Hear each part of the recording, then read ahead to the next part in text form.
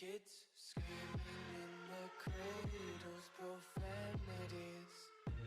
I see the world through ice covered in ink and bleach. Cross out the ones who heard my cries and watched me weep. I love everything. Fire spreading all around my room. My world's so bright, it's hard to breathe, but that's alright. Hush.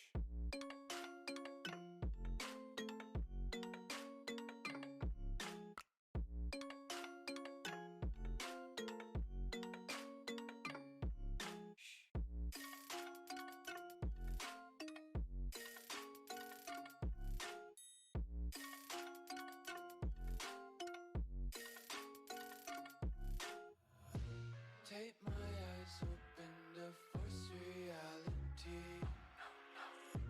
Why can't you just let me eat my weight in glee? I live inside my own world of make-believe.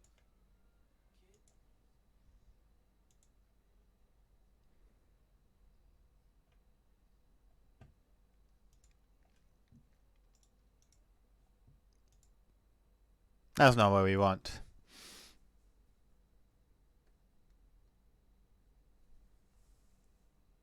This is still not what we want. What the hell? Hello?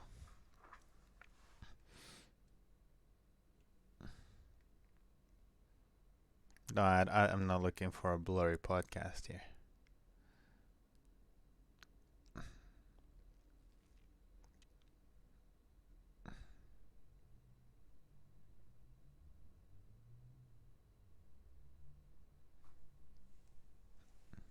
Hello? Are you focusing, my dude? It's me. It's me. I know it's been so long since the last podcast, but come on, man. Don't be like that. What the hell, dude? What a start, guys. What a start. My own camera has betrayed me. Hello? Hello? Hello? I don't even know what to do. Why is it not focusing? Let me put my face right in front like this and see if it does anything. Nope. I guess it's gonna be like this until it decides to stop being annoying. Hi guys, this is 180p Matt Scott. Like what am I gonna do? Oh, do we got it? Do we got it? Do we got it? Do we got it? Yay! Let's go, dude. I am not streaming from Discord. I am streaming from Streamlabs. Who's getting sued or something? No, there was an issue recently with Streamlabs. Anyways, guys, hello, welcome back. It's been such a long time since Worlds, pretty much. I mean, God knows shit has happened since Worlds, right? So I thought I would do a little podcast following obviously recent roster rumors, but also all the big drama that's been unfolding since the past couple of days. And I was like, you know what? I have a few thoughts about this whole situation. I'd like to say some stuff. Let's have a little podcast and share my takes. Probably have you guys follow if you wanna share some stuff. So I know I have Conor and Arvid who wanted to jump in. Probably Loki. I see you're in the chat already. So you guys, I'll make you come on board when I'll be on that topic. But yeah, it's been a bit of a crazy off season, hasn't it? I mean, first let's do things in order. So yeah, as you can see this way, there we go. So we're just gonna start with the roster here. So I said rumored roster because nothing is set in stone for the moment. and then we'll go through the Adam and upset situation. You're in Aram, Loki. It's fine. There, it's not for now. So you have the time to lose in 20 minutes and jump back in. So, starting with rumored roster. This is who we should be getting going into 2022. Pretty nice roster. All things said. Initially, so initially, is only Bwipo supposed to get traded, because, and that was something that was pretty much set in stone even before World started. That Bwipo basically, wanted to change, and I think obviously potentially go back to top lane, which I believe is actually a bit of a mistake, to be honest. I think he's probably had the biggest highlights of his career in one split of jungling, and I think it fits more his personality and the way he plays the game to enable as many lanes as possible through a role whose purpose is to do that, while still being able to carry afterwards. So yeah, I mean, if he wants to go top, that's up to him. But otherwise, it's like,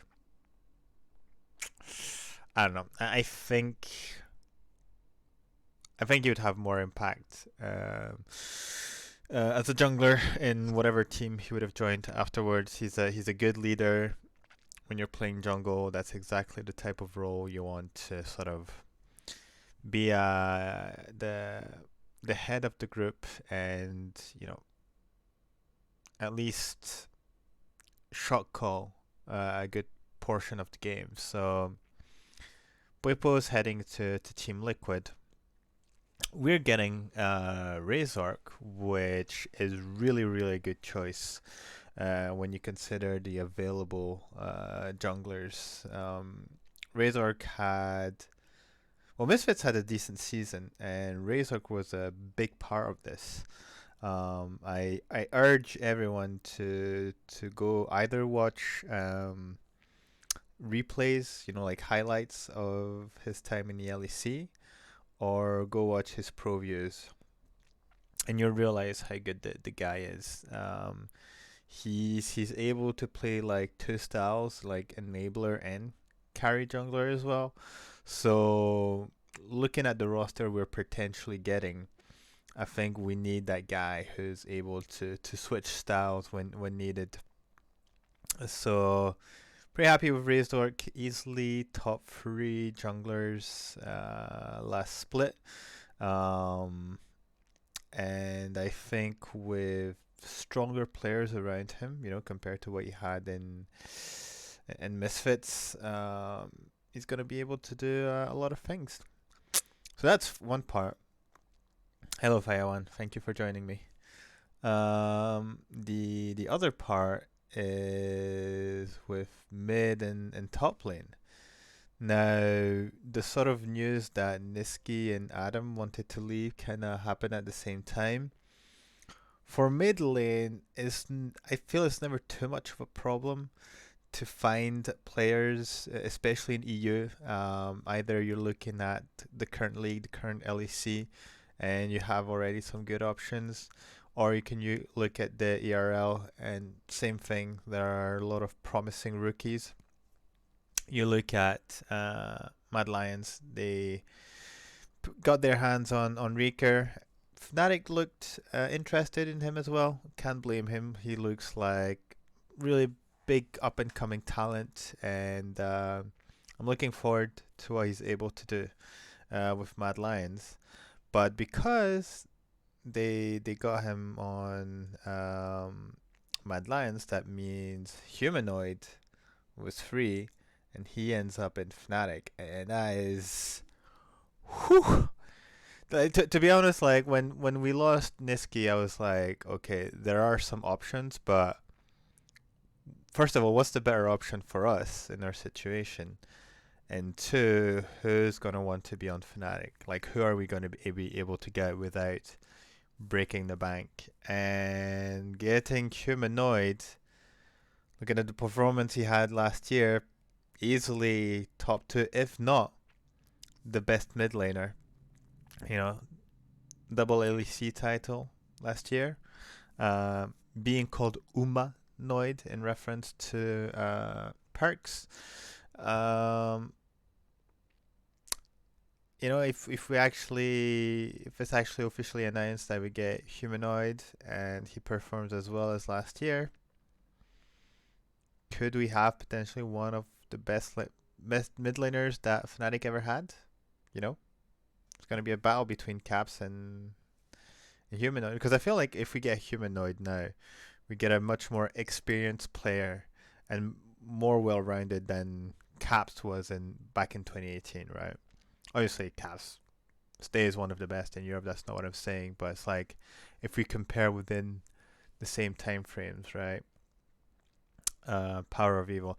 Okay, so I have a bit of a hot take on this. I think people are shitting on Power Evil way too much.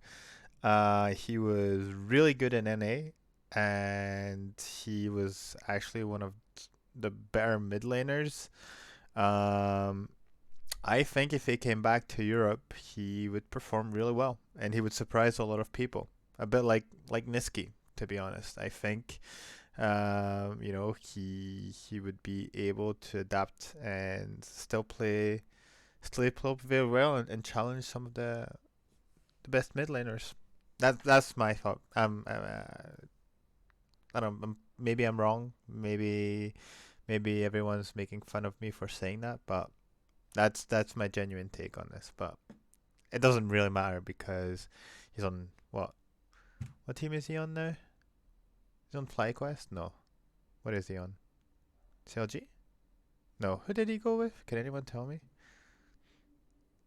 No, wait, I know. Evil Geniuses. Is it Evil Geniuses? No, no, no. He has a team. He has a team. He has a team. He has a team. It's like not necessarily a top team, so can't remember.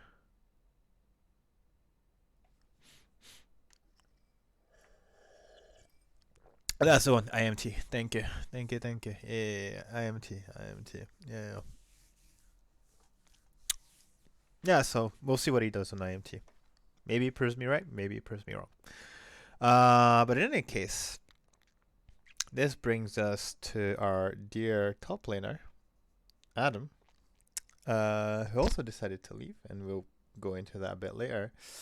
Now this got a bit complicated because obviously there was the whole perks Alfari situation, where they kind of came as a bundle. On top of that, there was that really nice anti-Fnatic clause from our dear Carlos, who is still molding over getting backdoored many years ago, and is never ever going to live it down. This man, like, if anyone's seen Arcane, maybe it's a bit of a spoiler. Jinx, she has those ghosts. She sees these ghosts around her. Well, it's a bit same with Carlos. He sees Expeke, he sees Sam Matthews, like, no, leave me alone. And he seeks revenge constantly against this. That's what it is. That's what's happening.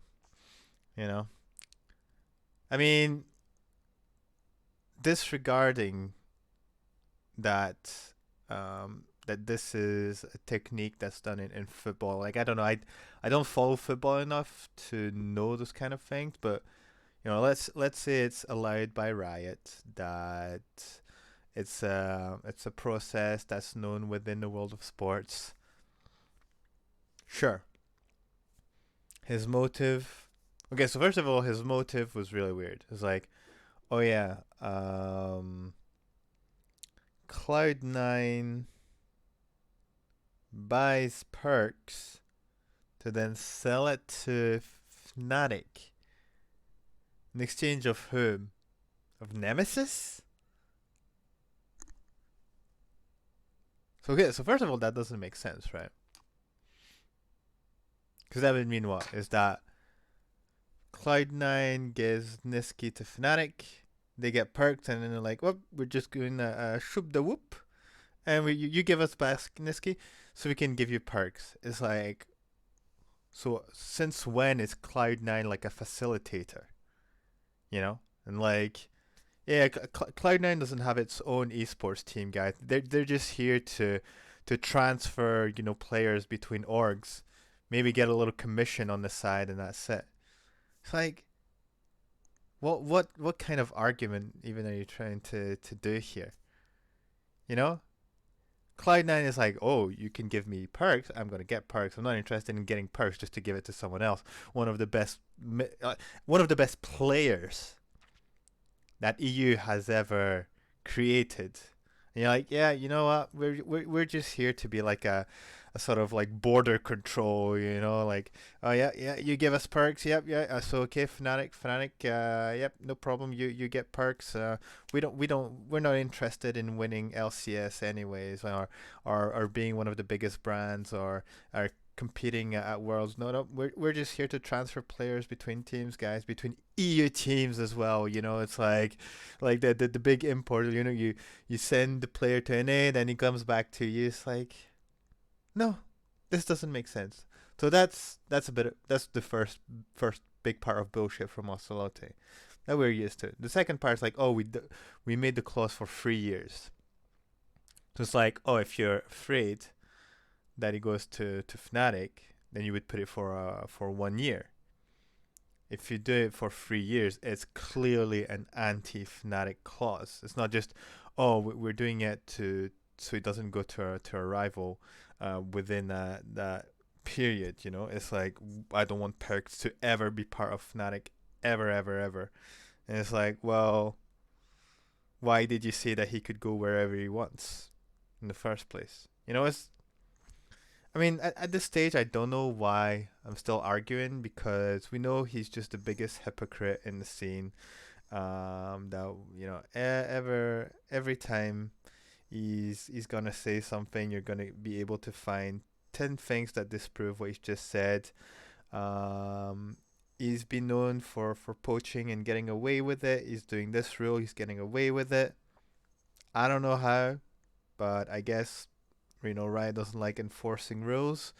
Um, it is what it is. But obviously that complicated a lot of things on the market, and there was that domino effect where it's like, once Perks and Alfari decide where they want to go, it's going to decide all the other trades. So, they're heavily rumored to be on Vitality. I think it's pretty much done at this stage. So obviously, since there's no official announcement, we can't declare anything. But I'm just gonna have a look what you guys see. So maybe Nisqy was not sold because Fnatic was mad at them for the anti-Fnatic contract and asked a bit more money as revenge. No. BDS tried to do that. Yes, but BDS wanted Adam in exchange. Like, BDS had wanted something that Fnatic had to trade, right? At the time, Fnatic had Nemesis. No, there's not a single LEC team that wants Nemesis at the moment, right? And I don't think Cloud9 was interested, even though there's Jack said that they had offered the job to Nemesis. First of all, I don't think it was for mid lane. And the fact that he says the word job instead of saying a position makes me think that maybe he wanted him more in like as an assistant coach, positional coach. That's a whole different discussion. So I don't think, like, cause there's three parties here when you think about it. If we take the initial trade last year, is that there was Perks, who was on G2. There was Nisqy, who was on Cloud9, and there was Nemesis, who is still in contract with Fnatic, right? So it's not a thing like you can say, oh, Perks goes to Cloud9 and then Cloud9 gets to Fnatic because Cloud9 actually wants to trade with Nemesis, and then Nisqy is sort of in in a blank space where he's not gonna go to G2 and he's who knows where he ends up, right? The BDS one makes sense because BDS knew that Adam wanted out, and they're like, okay, well, G2 Fnatic, you know, deals and trading is a bit frozen and in a bit of an awkward situation.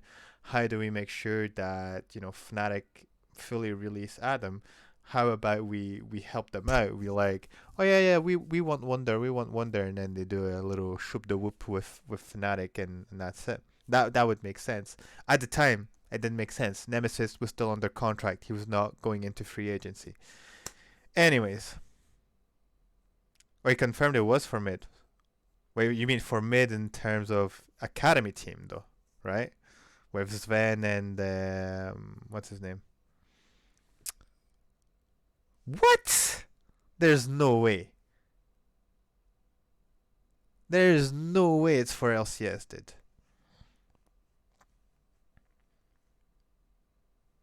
Well, I saw the post where he says he offered them a job. There's no way. Okay. I'm just gonna answer to one other comment saying the Fnatic wanted a bit more than what they had paid the 1 year before because they thought Nisqy became a better player, which he did. He qualified for Worlds, and he was more than just a jungler enabler, which he was back in Cloud9. And he fucking turbo carried his team throughout the season and was one of the better players on Fnatic.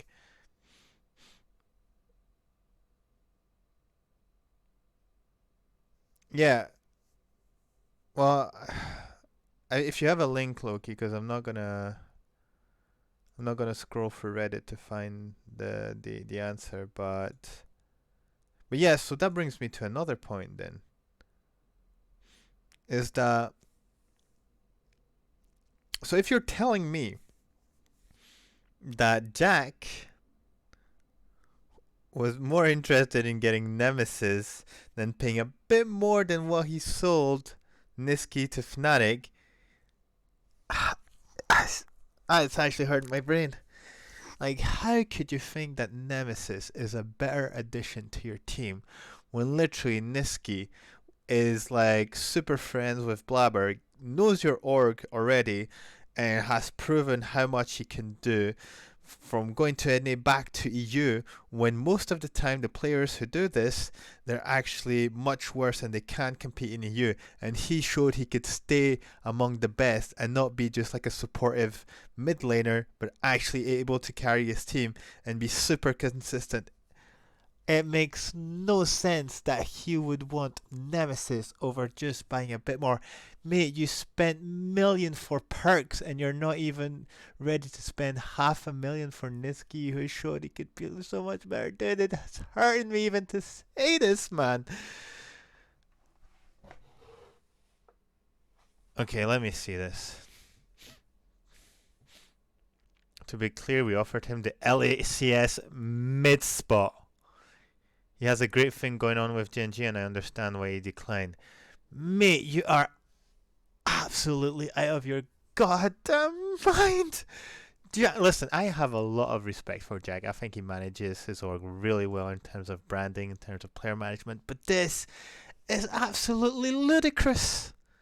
How can you tell me in 1,000 years that right now, Nemesis has spent a whole year just streaming and not competing is a better choice than paying a few 100,000 more than Nisqy, who's improved going back to EU after spending many years in NA and just being like plug and play and being one of the best players in the teams, man. Oh, it's hurting me. You literally had this guy on your team. Nisqy was so good, he managed fucking Crabber, the guy who's inting to get Scuttle Crab to get MVP the season he was with you and your team, man. Just fucking use your brain out. Can you see? Like, literally. Okay. Listen to this, man.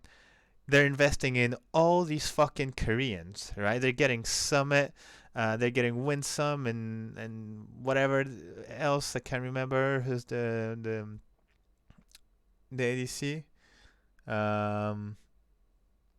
but it's like you're getting all these people and you're getting fucking Nemesis, dude. Like, find the fucking mistake here. Find the odd one out. But yeah, because it's LS. It's LS, dude. LS is like guaranteed to be the coach. There's Malice. There's Korean players from Academy. And potentially there was Nemesis. Like, it was that close to get fucking crown shot at the end of the day, mate. I am absolute, dude. It's like nepotism 101, dude. It's nepotism 101, dude. I swear, man. Well, okay, so C9 wanting to get Fudge instead of Nisqy, that's at least, you know, has a bit of sense. If you take like the history of this to say, okay, Fnatic comes in with a deal, says this you want Nisqy's available. He's played in your team. He's had some success. You've won trophies with him. You've got an MVPs. Here he is. He went to World this year, so here's 500k. C9 is like, fuck it. We're too proud to buy him at a higher price than he was when we sold him to you just a year ago. Fnatic is like, hey, we're not gonna give him for free, so you got to do something. And C9 is like, you know what? We're gonna find some options internally. Fudge is a really good player.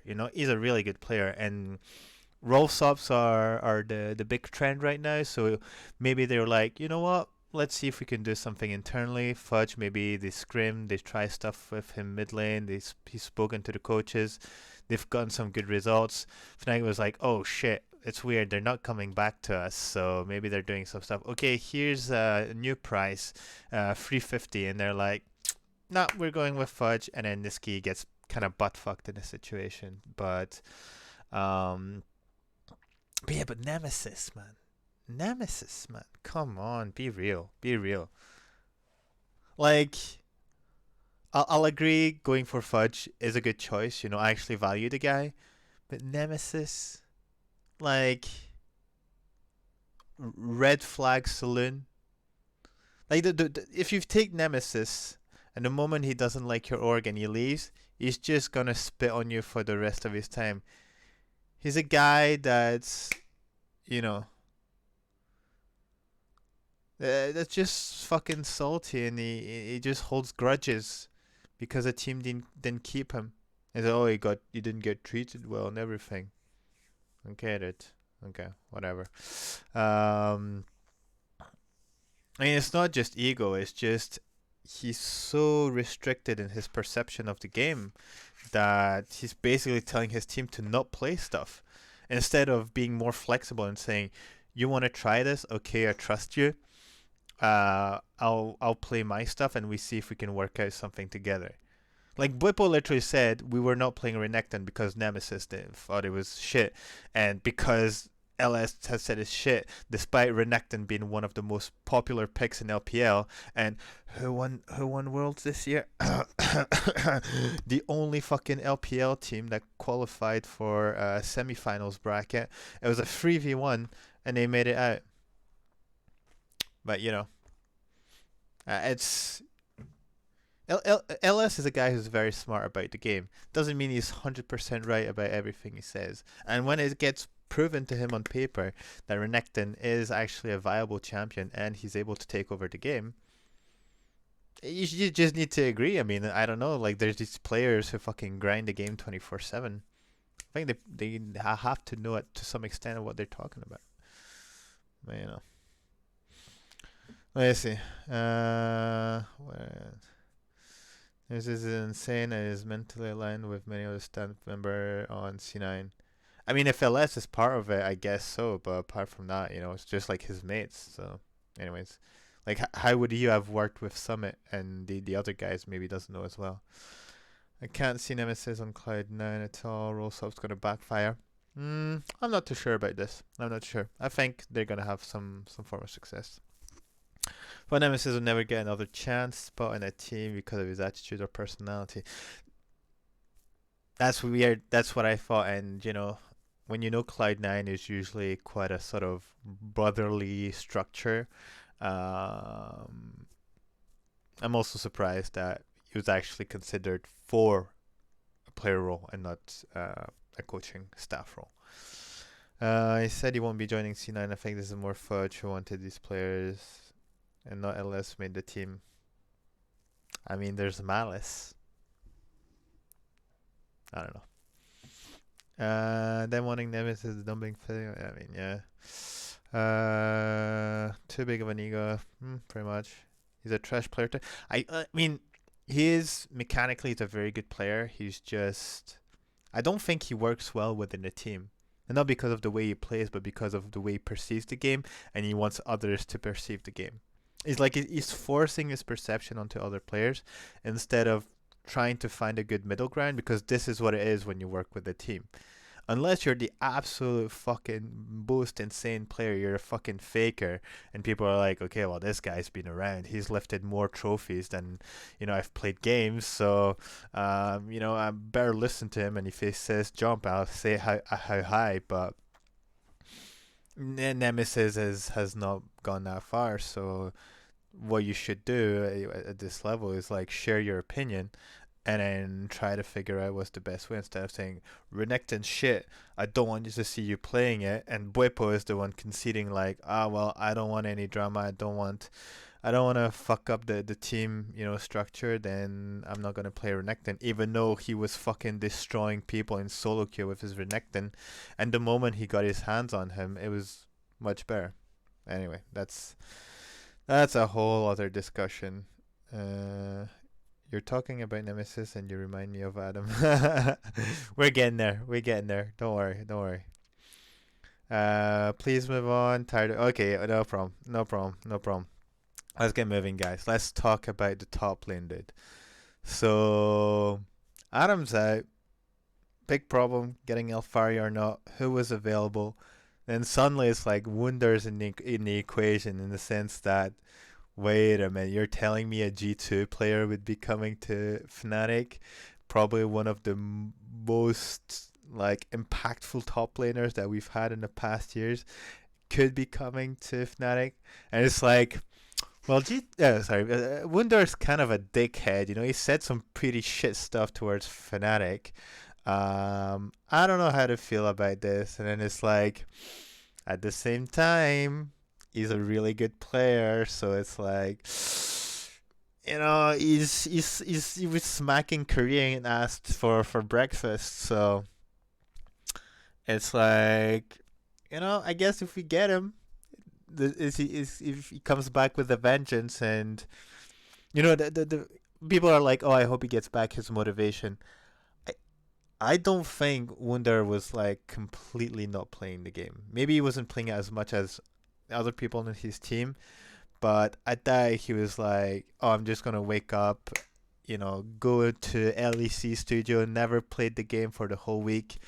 He was screaming, he was practicing, but I'm just hoping we get Wunder from his peak. And I think with the team structure that we have, when you consider best bot lane probably in the West, I think it's safe to say, best mid laner last season, top 2, top 3 jungler last season, who was doing really well with not necessarily great roster, and one of the best top laners EU has seen, and who's been very consistent. Just had a very bad season last year, but who knows what impacted this. Let's see if he gets back his groove, and if he gets back to his peak. I mean, us not getting Alfarin but getting Wunder ends up being the better move. Literally, it ends up being the better move for us. So, yeah. What are you guys saying? Who cares? She's a troll and said shit about us about it. But I mean, it's like when he's gonna wear the Fnatic jersey, it's like, well, he said that shit, but now you're fighting for us, so welcome. As long as he plays well on our team, exactly. What is this Twitter? Oh my god! Please don't expose me, dude, like this. Delete, delete. Well, it is, that's how I feel about him. That's how I felt about him at the time. No mention of Xpeke when mentioning the best mid laner Fnatic has ever had. I mean, Xpeke is like, he's like in the history books, so. And he's from a different times, obviously. But you're just like a big Xpeke simp, Loki, so. Yeah, you're fully biased. Anyways. Uh. It's obviously for our entertainment. What do you honestly expect for this roster this next season? We should be winning LEC both splits. I think when you get a roster like this, there's a lot of expectations because those are all known quantities. There's no rookies here. We know exactly the level of each of these players. Those have been top players in their roles. Again, you're looking at the best bot lane in the West. These guys were killing people level 2 for fun. You have Humanoid, who's really built himself as one of the top players in his role, and is really flexible in terms of his champ pool and his game knowledge, and has that clutch aspect to him, which is super important. And some people are like, oh, Nisqy isn't clutch. Nisqy isn't clutch. I don't really care if he's clutch or not. But at least I guess people will be satisfied here that we have that aspect within Humanoid. Razork, I think, was able to do good things already within Misfits, who's sort of an org that's not great for players from what I've heard. So obviously with this roster of really good players around him, I'm expecting big things from him. And then we have Wunder, where I guess it's somewhat of a question mark in the sense that is he going to be able to play as well, or is this one bad season the sign of like a downward spiral? I don't think so. I think that even on his worst season, he was still able to have some good games. Um, let's sometimes a change of structure, change of environment, change of team, can bring back the old level that you had. Um, so yeah, I think when your ambition is to get these players and to align this roster, you're going in to win the LEC and to win the LEC like pretty convincingly, right? It could be a tight race with Vitality, who's also fielding pretty much an all-star roster. But I I don't expect us to struggle really. I expect us to be like top two end of regular split. Um, go straight to finals through playoffs and then just win it all. MSI will be MSI. Who knows what friggin' LCK or LPL team will be sent there? But again, I think this team has the potential to hit finals of MSI if we really scale properly during the regular season and we built in synergy, because those are the type of players you're looking at. Wunder, multiple times LEC winner, MSI winner. Humanoid, double LEC winner. Took Damwon Kia to 5 games. Gone to Worlds multiple times. Razork has still obviously to prove himself on the international scene, but is already showing great promises while not being with the greatest players around him. And then we have this bot lane who's just magnificent. They work together really well. They love each other. It's amazing. It's amazing. You have great players on every lane. So I think you know when I was having that same conversation last split, summer split, where I was like, we should not have big expectations. We have a rookie, we have a role swap. There's a lot of unknown factors here. I think we're going in maybe once for the first time in a very long time as one of the favorites, and obviously that's a lot of pressure for the players. But at the same time, it's very exciting because you're like, well, we should be expecting to be at the top of the game. So yeah, that's about it. What are you guys saying? It's gonna be weird looking at him wearing a Fnatic jersey next season. Absolutely, absolutely. Uh, Gonna post it every game he go. No, no, no, no, no, no, no, no. If you do that, I'm deleting my tweet, dude. Whatever. I'm deleting my account. Uh, Mascot is older than me. He's like 35. Shut the fuck up, dude. PK played versus Milkman.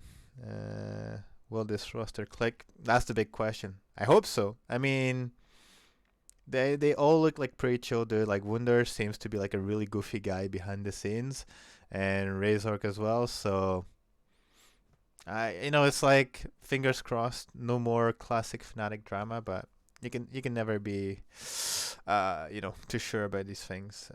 Excited about new roster. Moz running Twitch chat. Hey, this isn't hashtag all esports. Razor gonna be shook when Hilly dies level 2 and gets her blood. Is that my new Fnatic merch? It is.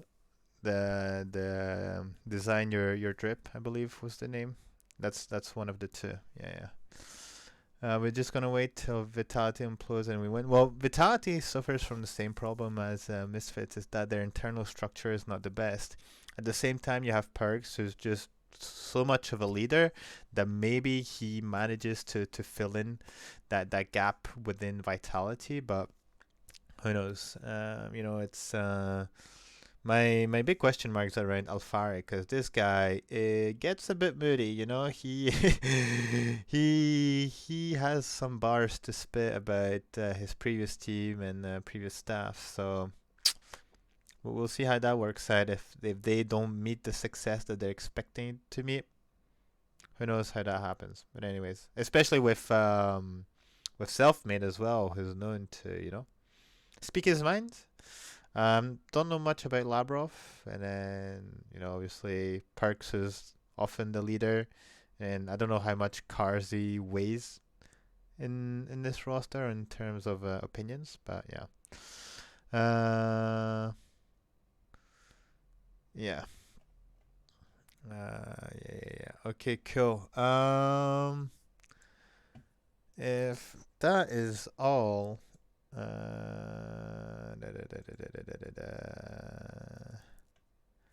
Let me see.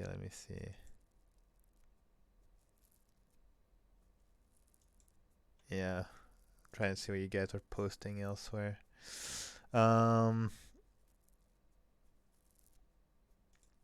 Cool. Well, I guess we're going to move to the core of the spice.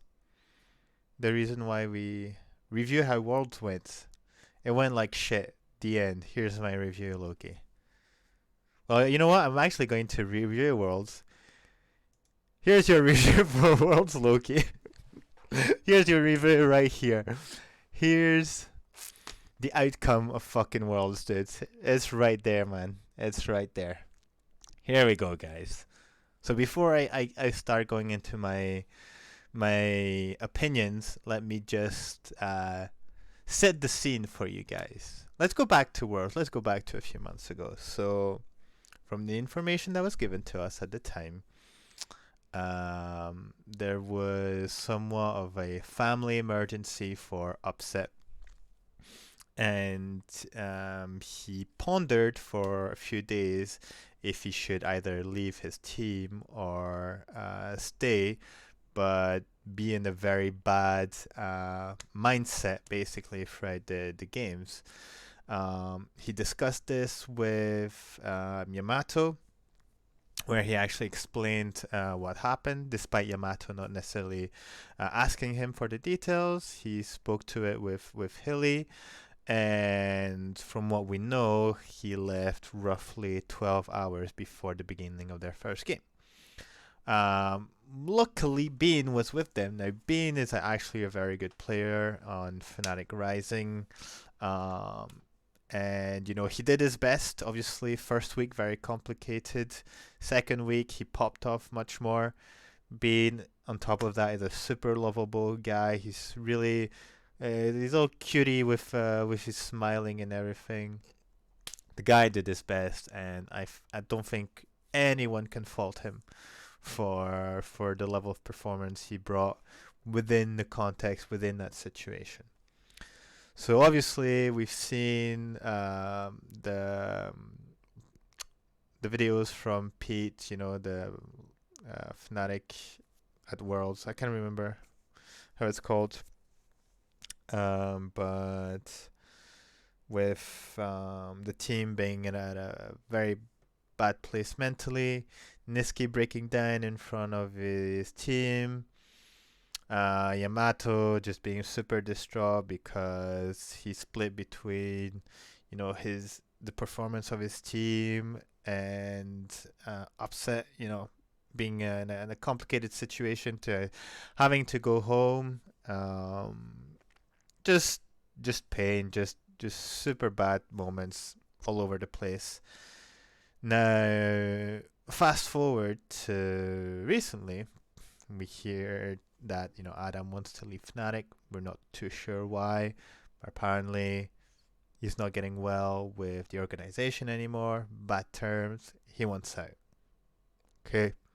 Obviously, people are suspecting the whole, debacle at Worlds. He even tweeted something like, "Oh, it's easy if I have the right people around me, if I have the right teammates, I can also win Worlds." Bit of a jab to Upset. Not super cool. Again, we don't know what's going on with Upset. But then yesterday, Adam. So it gets officially announced that Adam is leaving Fnatic, and Adam hits us with a little tweet longer. And so, what does he say basically? Let me see. I'm gonna pull it out. I'm just gonna condense it, but basically explaining that he had a very good year at Fnatic. When the way it's written feels like I was the pillar of Fnatic and my team was just kind of around me. He did well for his first split, to be honest, considering the expectations. No doubt about that. The way he inflates it and he kind of presents himself is like, okay, chill for a second, buddy. Okay, it's just your first split. You have a lot to show still. Talks about getting to Worlds, the whole situation. Now, he starts judging the reason why Offset had to leave, saying that what he was told is that Offset was leaving because his girlfriend wasn't feeling well. I'll comment about that afterwards. Basically, he didn't feel it was legitimate. He's not trying to create drama, but he's still, basically putting all that message forward. He's explaining obviously that the mindset was pretty bad within the team, and then that he learns that after that Upset wants to kick him out, and after he spoke to Upset, that he told him, well, you're not at the level of my expectations in terms of performance, and that's why I want you out. And so obviously, poor communication from Fnatic staff plus the way he perceives Upset, he's like, I'm getting the fuck out of here. Sayonara, see you never. And that was it. That was it for him. So obviously, massive drama. Everyone just going after Upset, seeing him as a piece of shit, going after his girlfriend, saying the worst shit to her, really, between stuff that's super misogynistic and just outright cruel, without getting a second opinion. The French community, we will will say they're very passionate, to be politically correct. They're a bunch of rabid wolves. That's what they are. You threw a piece of meat of them, and they're gonna fucking destroy that shit on the spot. They're gonna eat it up, and they're not gonna think 2 seconds about it. There's no critical thinking. There's no second opinion. It's like, oh well, this player I support says this, so it has to be true, and I must act accordingly by harassing someone. That's how social life works. Good job. So that's one part. And so the next day, somewhat, I think it was like 3 or 4 p.m. So you can already you can pretty much say that that shit was in Upset's mind for quite a while, and he was like, you know what, I can't sleep. I'm just gonna fucking send a fucking tweet longer because I can't let that situation happen. So what happens is that Upset shares his tweet longer, and we're getting a whole different perspective. Um, the main part being obviously that he he's obviously was going through a very rough situation. He didn't feel like he had to share it to everyone, but only to people he had 100% trust in, which those people being Yamato and Hilly-sang. And, Hilly-sang being the absolute brozef that he is, was like, you don't even need to tell me the reasons, dude. I believe you. If you need to go, you need to go. And he was like, there's no reason for me to share my personal life story with someone I barely know. I mean, Adam has only been within the team for a couple of months, so in some sense, it makes sense that he would, perceive it this way. He explains a bit more about the whole wanting to replace Adam thing. Explaining that he wasn't looking to replace Adam is that Fnatic was inquiring about Alfari. Alfari and Upset had played before within Origin, and so Alfari apparently requested to talk to Upset about the whole environment within Fnatic. That's what players do. Like, even Reckless spoke to Cabo Shard before joining KC. And so he was just here to provide feedback, and obviously explained that his objective is to surround himself with the best players to give himself the best chances to win. So yeah, it basically concludes this whole thing by saying, it's a very emotional situation. Stop going after my wife. It's absolutely disgusting. There's privacy should be respected, and not cool from Adam to share his thing and being super hurtful and doing what he's doing. And he actually says, I don't want to go further with my perception or my relationship with Adam, but you can feel like there's some bad blood anyways. So that's the situation as it is today. Let me see, what are you guys saying? Bean did well despite situation. Yeah, I'm not trying to create any drama, but yeah, it's why are you calling Paula his girlfriend? It's his wife. Oh, did I say his girlfriend? His wife. His wife. Sorry. Yeah. It's his wife. Absolutely. It's weird how people blame others for having a family emergency. It's life. Shit happens. There shouldn't be any need to justify it. Yeah. Do you think Bwipo affected Adam? And what way do you mean Bwipo affected Adam? You mean the Bwipo's drama?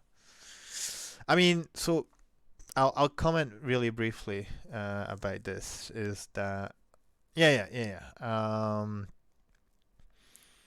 If you compare both situations, is that Bwipo is usually very public about him and his girlfriend, and he said what he said in his tweet longer. Now everybody is memeing him. They've harassed his girlfriend. They're like, "Oh, she's the coach of Fnatic" and stuff like that. And this is gonna stay forever. Bwipo gets announced to Team Liquid. What are people saying in Fnatic's post? Oh, you just lost a good coach with his girlfriend. How are they gonna play Aram and have good team synergy? Haha, funny joke. That's what's happening right now. Now, Offset decides to do the choice of privacy, and do his best that his wife doesn't get harassed and stays out of the equation.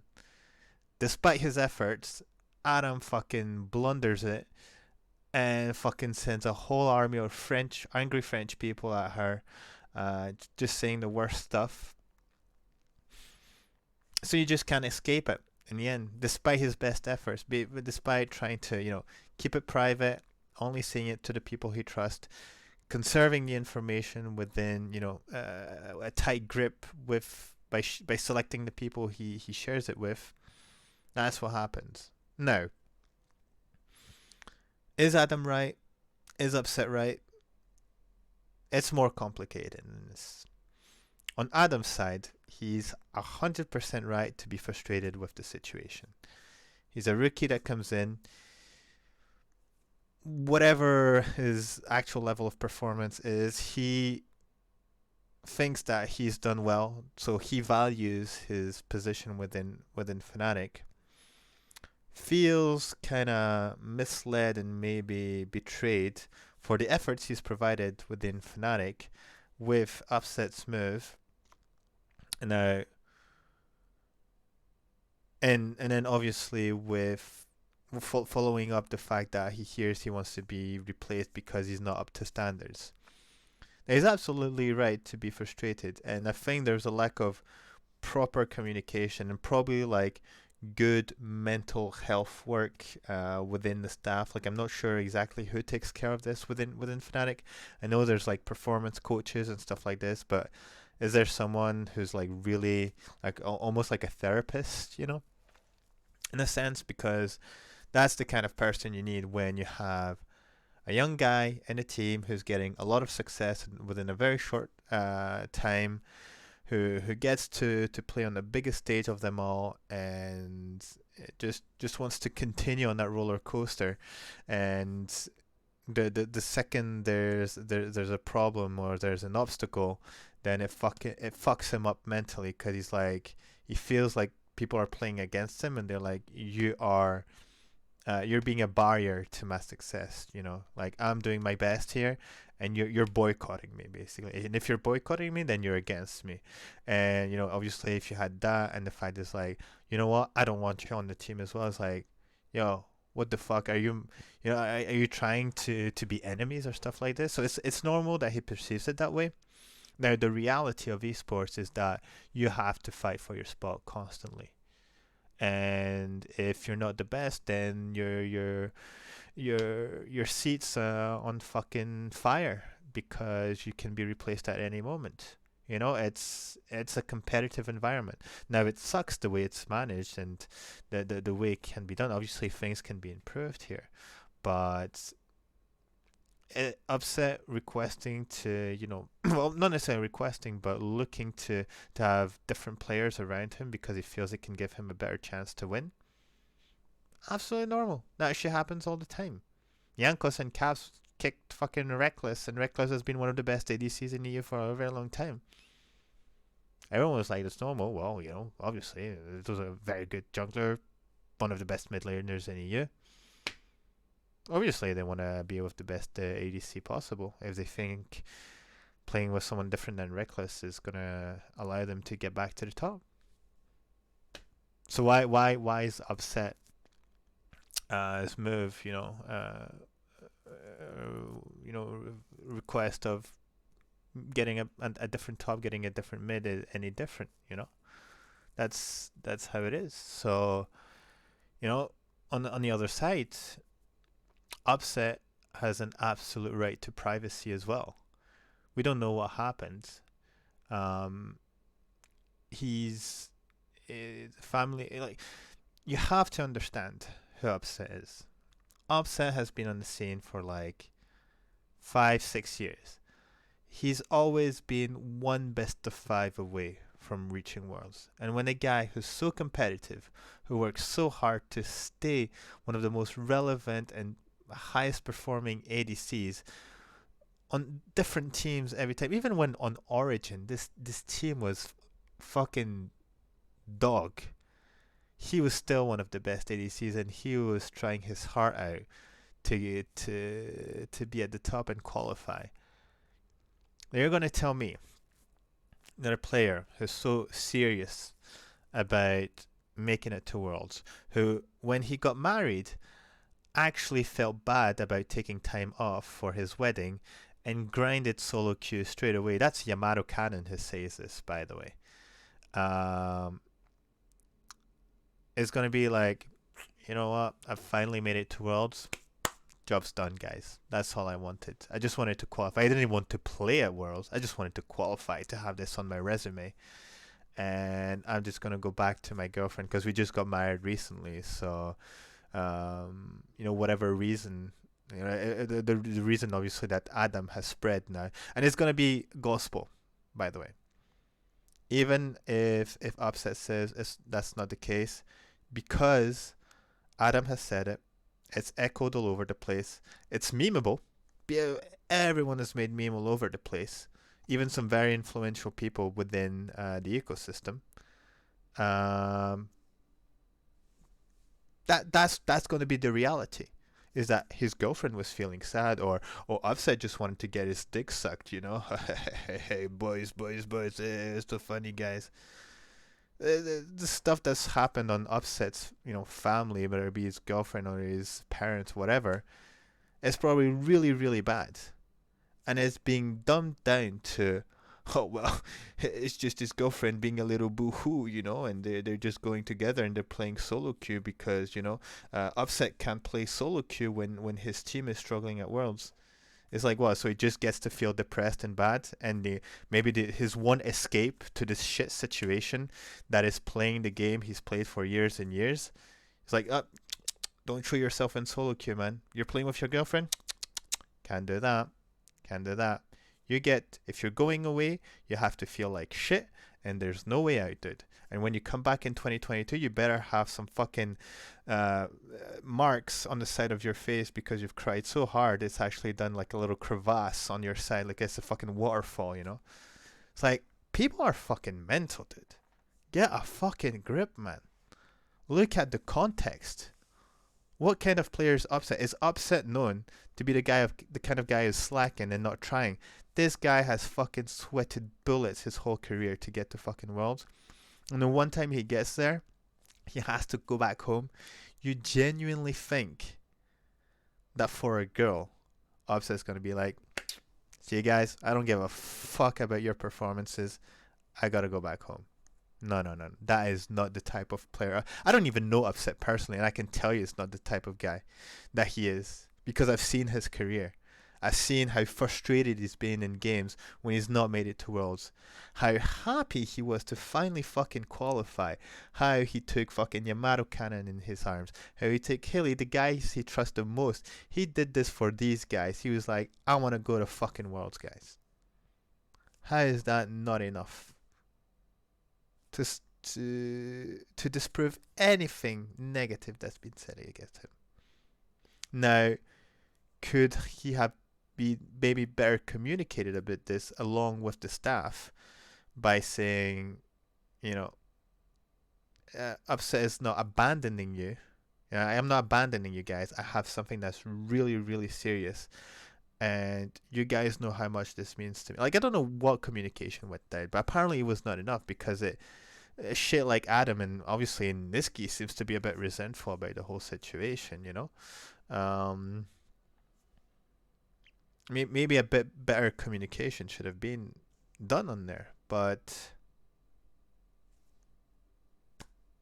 like, it doesn't even make sense to accuse Upset of slacking off for his girlfriend for Worlds of all competitions, really.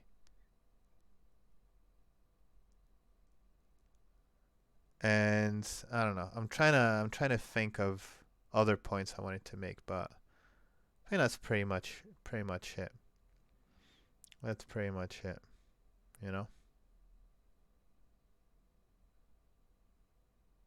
I'm gonna read some of your guys' replies. Just don't let anyone write a tweet longer. It never ends well. It's the new format of the Donzo Manifesto. The tweet longer. It's well how we got tweet longer by player except for Haley. Players don't usually feel the urge to talk that much. He didn't tell people to harass though. Well, I think that's a very skewed way of seeing things. Obviously, he's not going to tell people to harass them, but he knows who his fan base is. He knows how they react. Again, French fan base, you see them when KC is playing, when there's EUM. These guys go fucking wild. These guys insult each other. They go at the fucking throat. Adam has a massive fan base within, the sort of ultras within those teams who would be who would be willing to die for him. So he didn't tell them to harass them. He was like, at the same time, he says, I don't want to start drama, but here's what's the situation. Oh, I'm not sure. But people weren't interested about the, oh, I'm not sure about this. He still fucking stated those things. And again, these people took it as gospel. They didn't give it a second chance. They didn't let Upset give his side of the things and then sort of weigh both arguments. They were like, what the fuck? Upset behaved that way? Fucking go, fuck this guy up. If they could find him in the street, they'd fucking meet him with baseball bats, mate.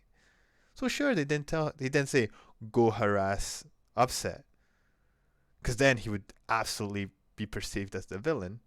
Instead, he gets perceived as a poor hero that got unlucky and bad teammates, GG, and Upset is the scapegoat here. So I'm not pointing the finger, but it's because of him. I'm not telling you to harass him, but it's his fault. But I'm not saying to harass him, but it's his fault.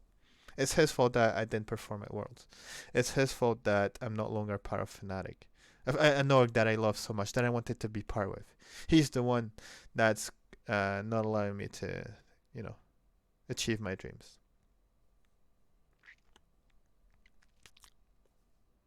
There's a way of using words and manipulating your audience. Adam knows exactly what he did. That would be my take on this. The reason I'm asking about Beto affecting Adam is because Adam said maybe we could have made it out of these groups if everyone had managed to keep their spirits up from the beginning of the competition. People gets upset and Adam gets upset. Does Upset get upset? No. I don't know about Nisqy because he's close to Adam. Well, Nisqy fucking bawled his eyes out, so I definitely think he was upset as well.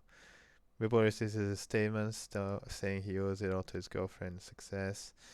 The statement affected Adam and Nisqy. I mean, it was just mental boom. So at this stage, any additional statements was like adding oil to the fire. Like when shit goes down like this, you just shut the fuck up. You have to perform. You take it on the fucking chin. It sucks, but you have to do what you gotta do. Everything goes to hell. His life must have went from paradise to hell to even take the decision to leave. I'm so sad for him. I mean, yeah, exactly. It had to be some pretty fucking bad shit for a guy like Upset to want to leave. And the fact that we're still evaluating, there's like, I still want to commit to this team, but holy shit, the situation is so bad that I'm actually considering not going through my lifelong dream of playing at Worlds and actually facing some of the top competition, man. I've just forgotten what sympathy is, I guess, or putting yourself in someone's shoes. Yep. 100%. I don't think any girlfriend wife would want their guy to quit Worlds like that. Makes no sense. Even pro players are defending Upset situation. Thank you for doing this. That's another point. If you listen to all the veteran players, they agree with Upset mainly on the and in good part with the privacy, saying that obviously maybe a little bit of communication, but he doesn't owe them that information. But still, and on the fact that he wanted to replace Adam, they were like, well, fuck, man, that's what happens all the time. That's the game of esports, dude. It sucks, but you gotta play the best to stay in a team, especially a team like Fnatic and with players who are super competitive and have very high ambition. No, that's absolutely true.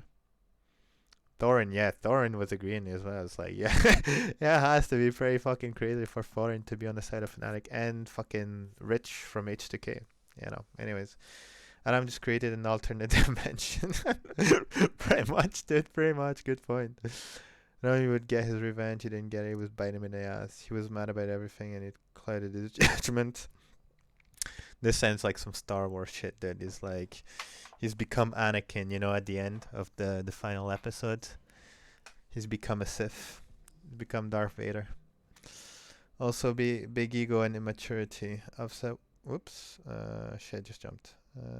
Offset won't be able to walk in the streets of France no more. Yeah. I hope they don't have LEC finals in fucking Paris, because they'll have fucking mobs lining up for him. But yeah.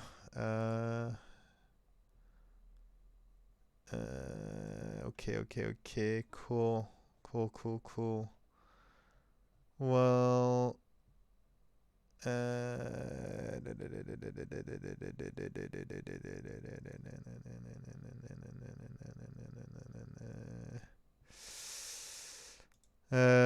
right. Well, I guess I know there's a few people who wanted to jump in. Either if Arvid, Conor, Loki, one of you guys are here.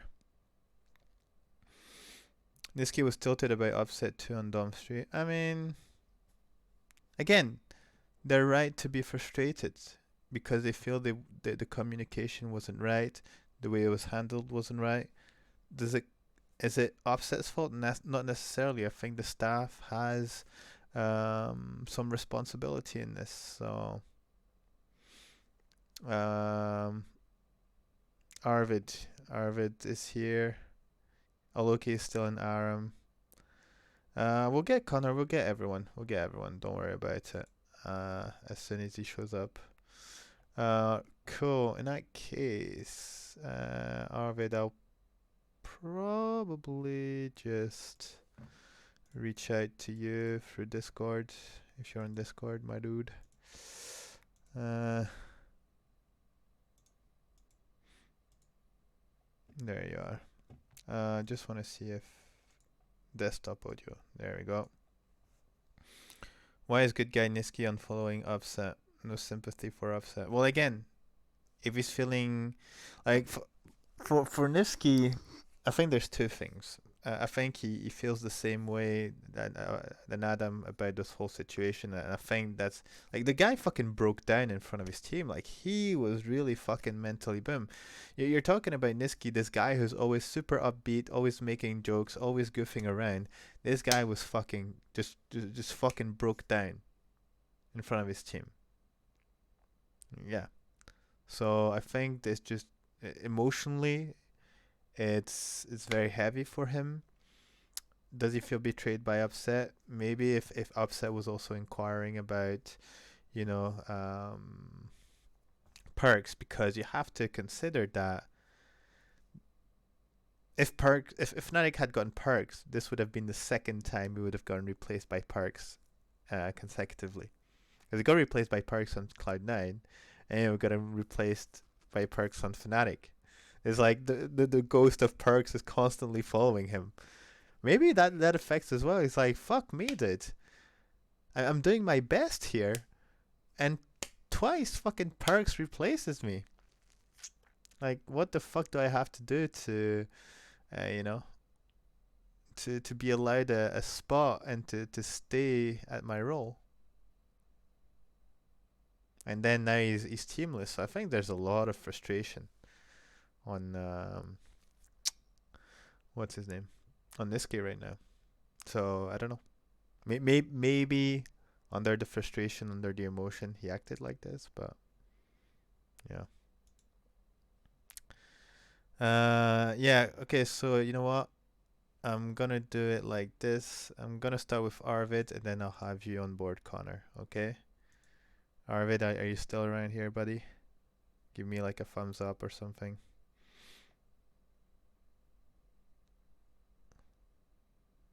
Okay, go. I'm gonna call you here. I'm calling you on Discord.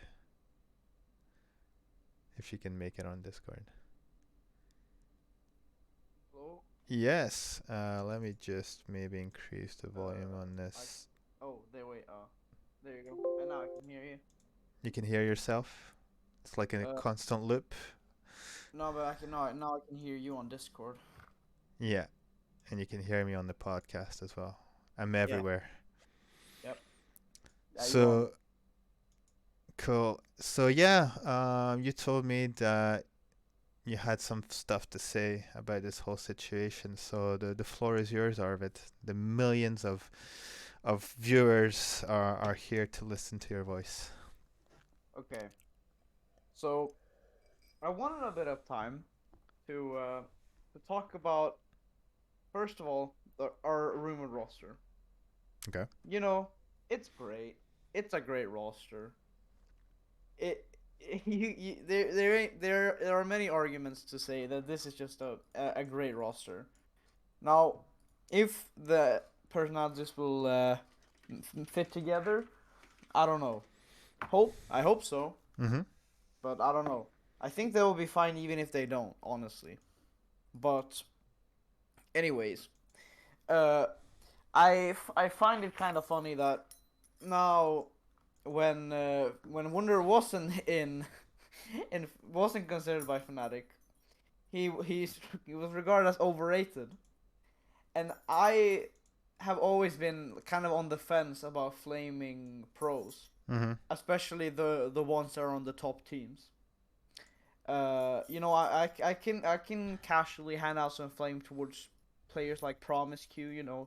Not really the top brass, but when it comes to like the top teams and the players on those teams, I'm always kind of on the fence on criticizing them. Like they can have a bad game, or in Wonder's case, a bad series, Mm-hmm.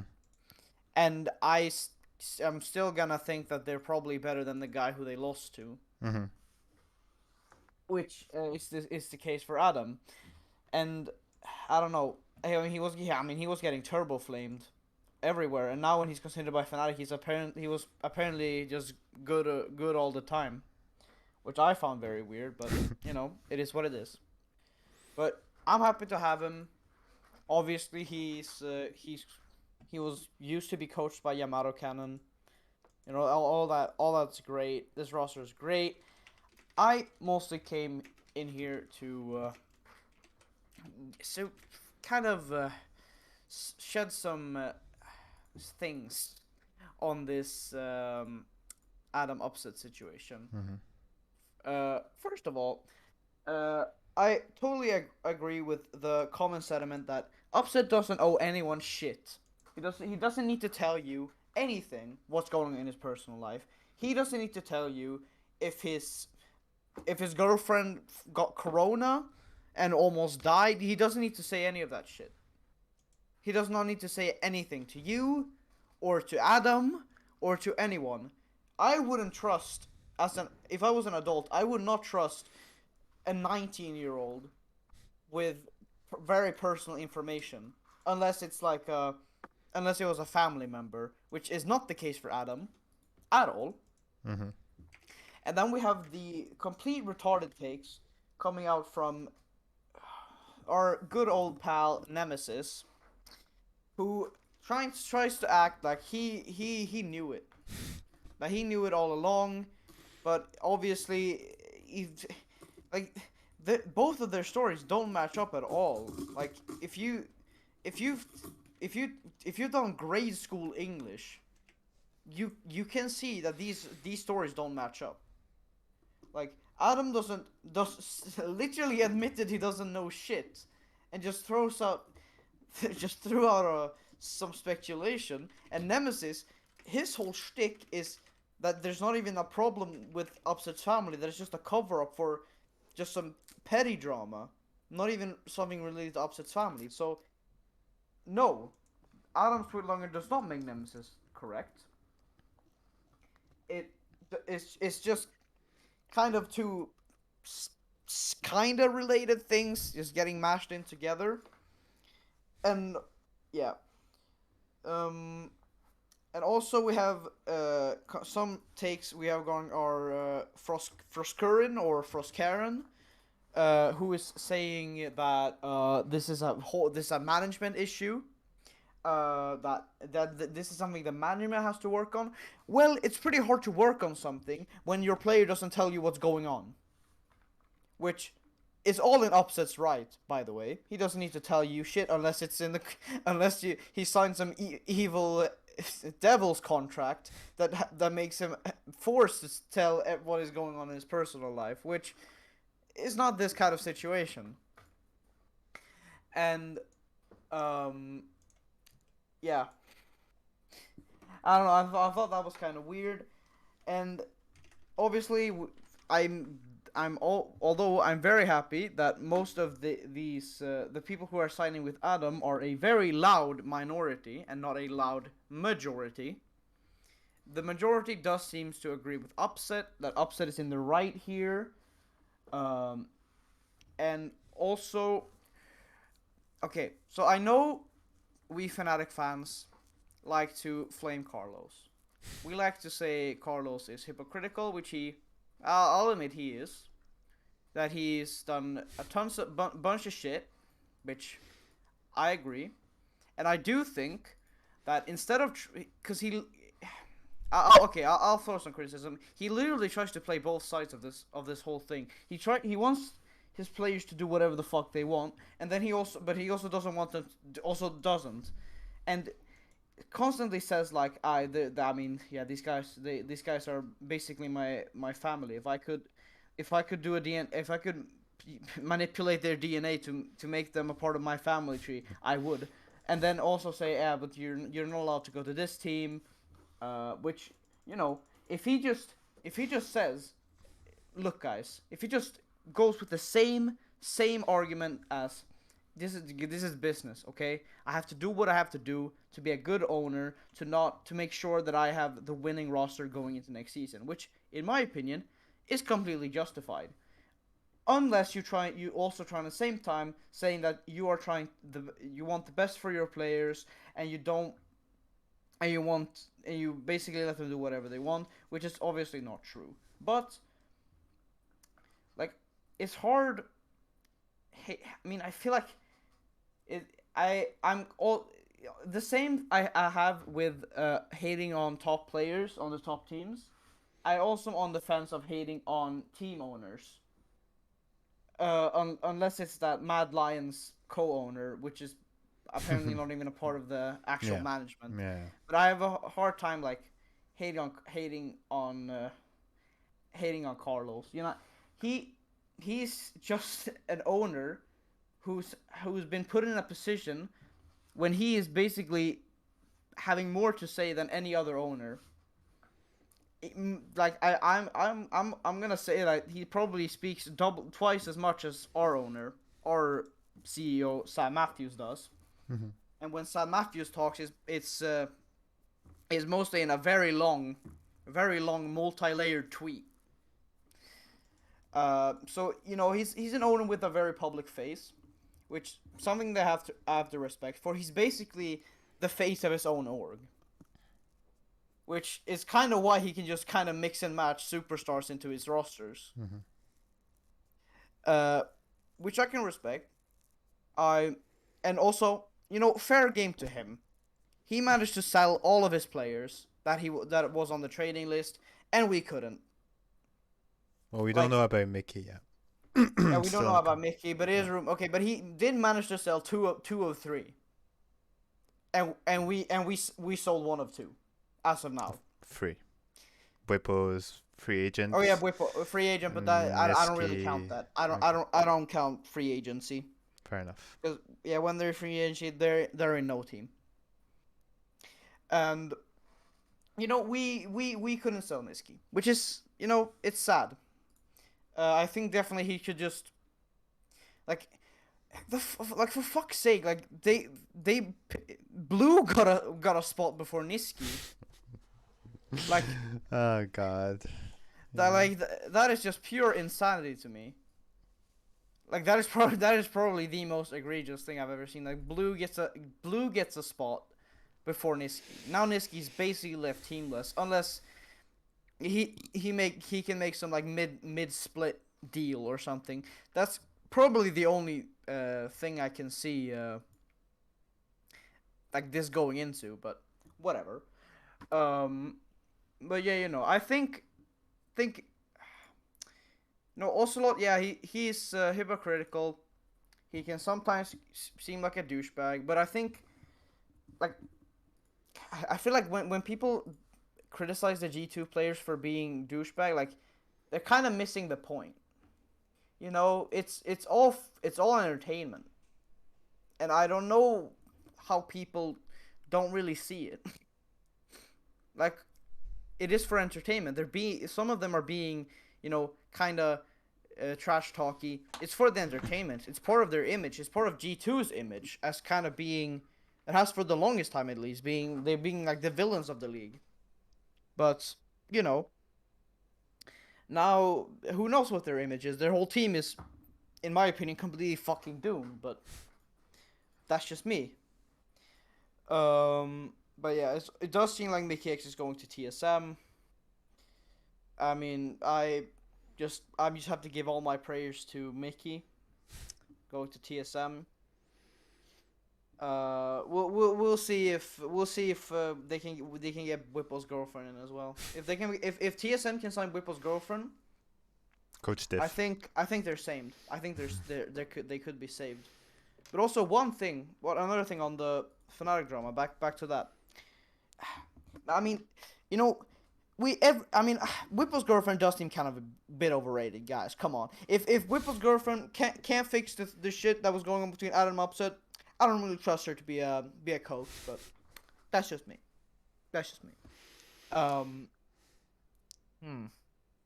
Yeah. What did I feel to give something else that wasn't really a part of the original discussion? I don't No, know. You tell me. I don't know if you. I don't know. Do you do you have anything? Do you want to ask me or something? I mean, I don't know. I feel you've covered the topics pretty well, and then some. But yeah, I mean, obviously the whole situation with Upset is a good point to say that, indeed he's had a lot of support of like veterans in the scenes and like casters and stuff like this, where I've seen some disagreement, and I don't think it'll be a surprise, has been more on the French community side, like casters and coaches. I think it was the coach of KC. It was like, oh, if it were me, passports would be in a lock, and you don't get to move, which is, I don't know. If I'm a KC player and I see this, I'm like, dude, I am out. What is this fucking toxic mindset that is like, what's that? There's someone dying in your family. You gotta play. Get out the fucking whip. It's like, no, I don't care. You stay with me. Your parents are dying. I don't give a fuck if you want to spend your last moment, their last moments with them. No. I want that fucking trophy, buddy.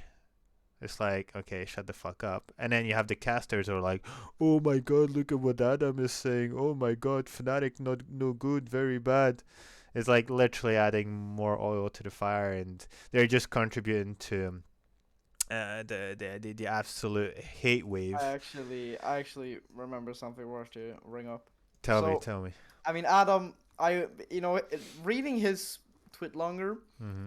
he seems to think he had a bigger part in their playoffs run than he probably had. Mm-hmm. Mm-hmm. Like, I'm just gonna come out and say I definitely think Adam had a really shaky split, which is fine for a rookie. Not so much for a Fnatic rookie, but they made it work. Sure.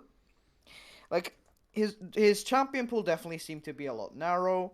He did try to bring out the Jace and the Kennen. His Jace just kind of ended up looking like my Jace, which not really a pretty sight most of the time. His Kennen was, it's all right. I mean, he played it once and they lost, so Mm-hmm. I don't really know what to say about that. But he did end up just getting caught, just kind of perma trading and then hoping he doesn't get ganked. Much like a solo queue player would, but But I digress. And yes, he's a rookie. These things can be worked on, but then you kind of have to kind of admit that you were not perfect in this playoff run. Mm-hmm. And I will just say, I definitely think their playoff run was mostly Nisqy being on Twisted Fate, roaming across the entire map, giving kills to Upset, and then having Whippo just kind of smurfing it on every champion he picks, like Viego and Trundle. Mm-hmm. Especially Trundle. And then Adam just kind of, I don't know, just getting us. Okay, he had a good series against G2. I'll admit that he had a really good series against G2. Just getting solo kill on Wunder, solo kill after solo kill. I respect that. But overall, his season was meh, which is fine. But not when your hype level. But then your hype levels are so high that he kind of gets diluted by that. And he kind of just goes by result-based analysis. Look, okay, Fnatic roster, they got 5th place without me. But now when I'm in the roster, we got 2nd place. So I don't know, maybe I had something to do with that? No. I'm gonna wholeheartedly agree to say no. That you did not. Your final was really bad. Honestly, it might as well been a 4v5, and that sounds really flamey. Cause, Adam, he's just 19, man, and I'm 17, so I don't really know why I'm bringing up age here, but we're basically at the same mental how do you say it? Maturity. Yeah, we're basically at the same mental maturity. So I don't really know why I'm bringing up that point, but anyways, much like me, he's not even a real adult yet. So, it's hard to have a high mental maturity, and it's fine if you want to vent out your frustrations, but don't say, I'm not looking to start any drama. But Adam only left. No, Upset only left because he wanted to be with his girlfriend. And he also basically backstabbed me and ran off with my girlfriend as well. Like, I don't know, man. I don't really know what you're thinking with that, but I probably would have fucked up as well if I was trying to vent my frustration and twit longer. Especially if I was French and typing in a language I'm probably not very experienced at in typing, but whatever. That was basically. I think that was all I had to say. It's actually a very good point that you bring out the fact that the level at which he values his input for his performance, and exactly based on the result, in the sense that me without Fnatic equals 5th place, me with Fnatic equals 2nd place, where he was the bigger chess piece in the whole Fnatic setup, where Bwipo's move to jungle had a very, very strong impact on how the players were working together, and the team synergy and their macro and micro approach to the game. The fact that obviously Upset with Hilly and with Nisqy continued with their consistency, and even I'd say to some extent improved the way they were playing with Bwipo's style in the jungle. Adam, I don't necessarily think on top of that I would rate him top 3 top laners in the regular split. You had guys like Arvid, Odoamne playing much better. You could easily put Herrit, I think, in there as well, who had a very interesting year as a rookie, and I think performed better than what people were expecting from him. So again, like he had some good games, he had some bad games during the playoffs, and when it came to finals, Arvid just fucking played with him. It was a no contest here. Arvid was levels and levels above him in any aspect. And we got proven that as well when it came to the world stage, where again when he played his Jace, it got very complicated, and thankfully his team managed to keep themselves within the game to the point where he had enough items to be impactful within team fights. But other than that, like his empowered Qs, they felt like cotton buds hitting the opponents. So he has to realize that he was able to perform and be relevant in some games thanks to his teammates. But what I'll say in his defense, right, is that you're looking at a very young player who's had a stellar career in a very short amount of time. Second league of ERL, main league, wins every time, wins EUM on his first time trying, gets drafted to LEC on the first occasion, goes all the way to finals and qualifies for Worlds. If first of all you don't have the maturity to handle it, it's going to go straight to your head and it's going to inflate your ego. If the structure around you doesn't grind you enough and say, listen, it's been amazing what you've been able to achieve, but keep your head down for now, and because you're only 19, there's a long way to go still. And there's been a lot of rookie players who started really well and then we never saw them ever after. So you have to recognize some of his achievements that he's been able to accomplish within his short time as a professional player, but at the same time, that's his first year. He had great players around him in both K Corp and within Fnatic. Now he's going to go into a team that doesn't necessarily have that much star power and has that much experience. Nuclear Int goes into his second year actually second year technically, but he also started in summer as well. So he's a bit in the same situation as Adam. They have the same level of rookiness. Syncroft has been in EULCS. Didn't necessarily have great performances at the time. Has he improved from his time in ERL? Is he going to come back stronger, or is he going to get gapped by the level difference? You're looking at Razork, you're looking at Yankos, you're looking at Elioya that you're going to have to face. Even Markun, you can make a very good case for him. There's going to be a lot of competition on that role. Okay, on a completely different note. Yeah. There's one thing I have been really scared of when it comes to the next season. So yeah, we have a really great roster, but I am really scared when it comes to meta. And the what I'm talking about is these fucking objective bounties. I have if Fnatic wants to play like they've done in 2020 and 2021, where they just kind of wants to crush you early and crush you into dust. Mm-hmm. And then, but I can see them losing a lot of games due to objective bounties. Mm-hmm. Because we know Fnatic is a team that can overstep a lot.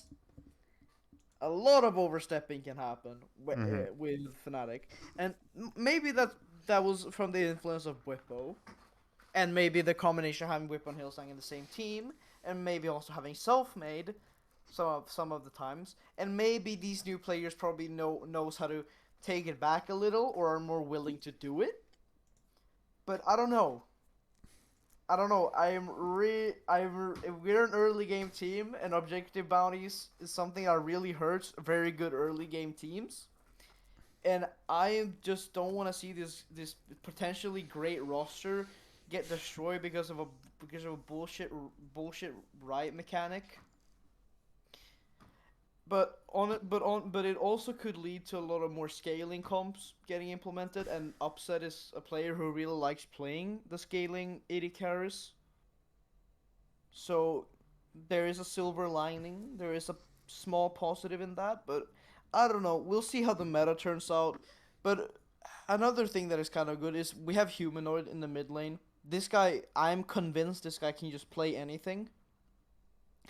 Like even if Karma mid was the meta, he can probably play it. Like we've seen Humanoid on both carry champions and the regular control mages. And some AD mid laners as well. Like this guy can just play anything. And Wonder, I like he can also play fucking anything.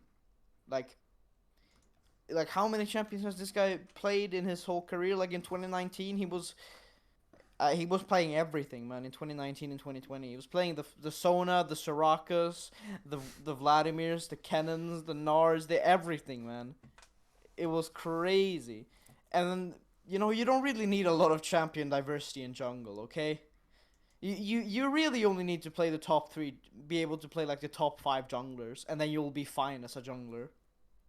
But when it comes to the solo laners, that then it becomes a whole nother thing. But I just want to bring that out just to vent my fears with the next split next season. Yeah, it's so. First, yeah, obviously the bounty system is very new. I guess there's two things about this. First, we don't know how this will actually be implemented after the preseason, obviously, like how much is going to stay, how much is going to be removed, and how it's going to actually function. Second part is that, yes, Fnatic is known to be early game with the previous structure of players they've had. Who knows how they're going to play when a majority of their players is getting changed. That's going to be another thing, is that we might not be coming out of the gate fucking running and slamming everyone. There might be a period where we lose games, and a period of adaptation and building up that synergy to then be much more solid for playoffs. So I think that's another thing to also realize and consider here when we're evaluating this new season. But when it comes down to the players, I very much agree with you on that aspect, is that we have players who are very flexible in terms of their picks and their play styles, and I think that's super exciting to look forward to, because that means by having this set of players, we're not funneling ourselves into a specific playstyle, and we're gonna have a lot of flexibility and ways to approach the game. And that's, for me, that's what I'm looking forward to the most. Like you said, Wunder pretty much played whatever he wanted to play, even if it looks super goofy or kind of int.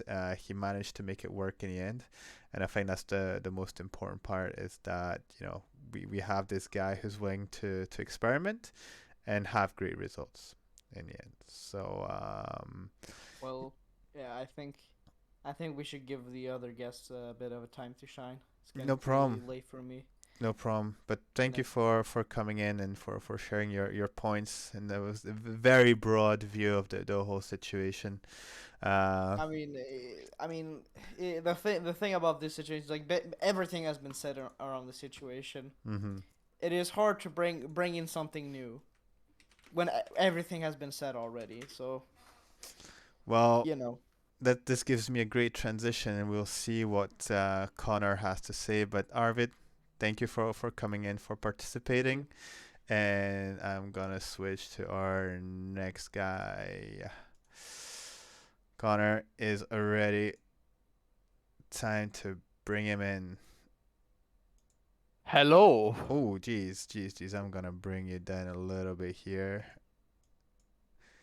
Okay, try to speak again. Hello. Yeah, perfect. I think we have you at the right volume. Can anyone in the chat confirm for me? Is he too loud? Is he not loud enough? Can you hear that beautiful Irish accent? If it's all good. His original volume was better. Okay, I'm gonna bring it back a bit louder. A bit louder. Okay. Okay. Maybe it's my personal volume. I should bring down a bit. There we go. Got a bit But there's a lot of things I have to say about this with Adam and Upset. Fucking hell. I was laughing at the memes last night. I was at it. Like, but that, like, my point of view is that, like, I think Adam was just like, oh, like, where to start? um, I think, like, for both of them, like, Upset has every right to keep whatever private. He doesn't have to share, like, with some of the team. Like, yeah, I know the way, like, it was handled was like, yeah, but he didn't have to share it. Like, and Adam, like, the tweet longer he put it out, it was like he owed him something. Like, it was like he was like, oh, you, like, but.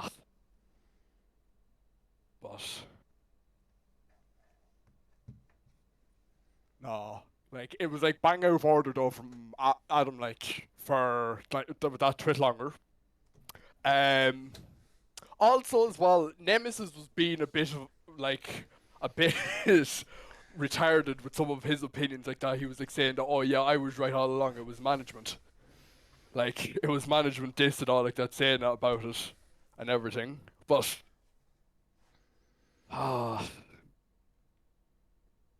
yeah, it gave Nemesis a lot of water to as well, to be honest, because I'm blurry again, because that's been his mission ever since he's left Fnatic, whether he wants to admit it or not.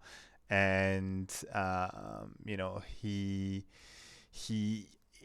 when he read the tweet longer, and there's obviously a lot of clips online about this. You can see he was like smiling a bit on the side, like, haha, see what I've been saying from the start? It was true, guys. You have to listen to me. like, I am preaching the right word here. So, yeah. oh shit, that's there as well. But no,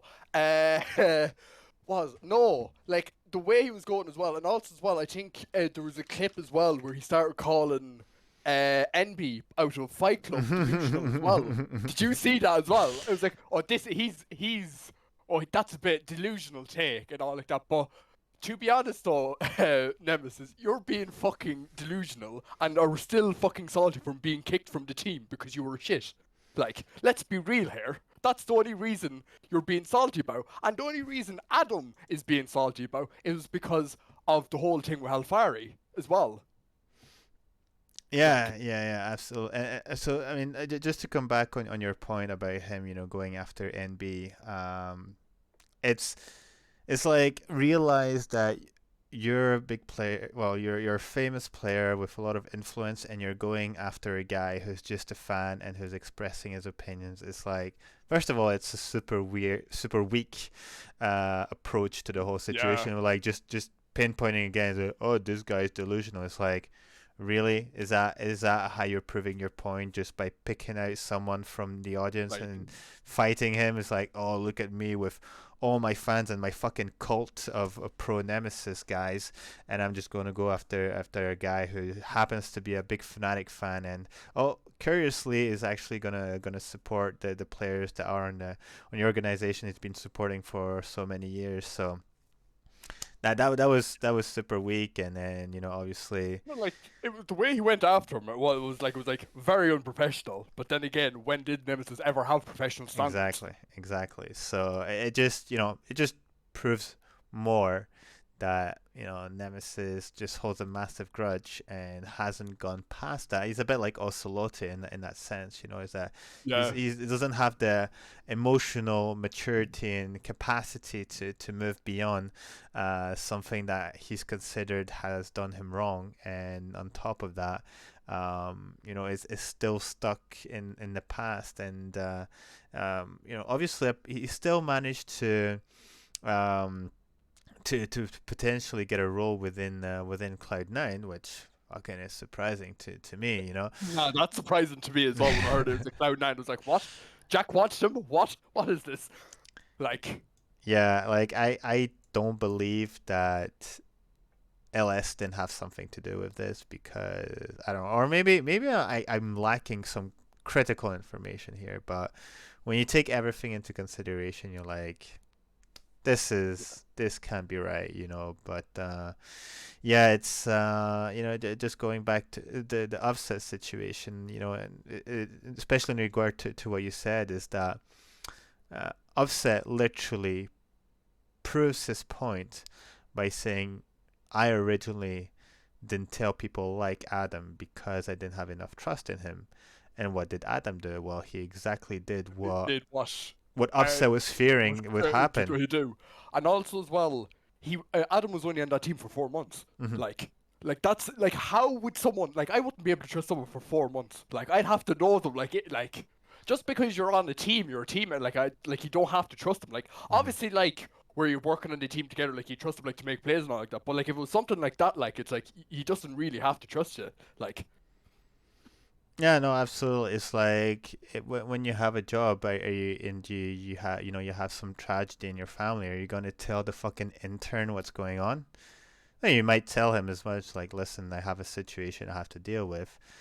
I need to go. You're gonna have to deal with the workload for me. I'm very sorry, but I can't tell you more. This is a private matter, and that's it. And that's absolutely normal. Obviously within a more competitive structure, maybe there's some things that could have been improved for sure, but again, Offset doesn't owe a full explanation to his team. If his team is not capable of doing the simple logical thinking of like, hey, ever since I've been with this guy on the team, he's been grinding the fucking game. He's been doing his best to, bring us to the top and potentially win LEC. He's been the best part of the best bot lane we've seen in the West, and he's absolutely insane. There's no reason for him to want to boycott us, as if he's actually looking to abandon and harm his teammates. Because if you do that, basically you're saying, I'm not coming back next year. yeah.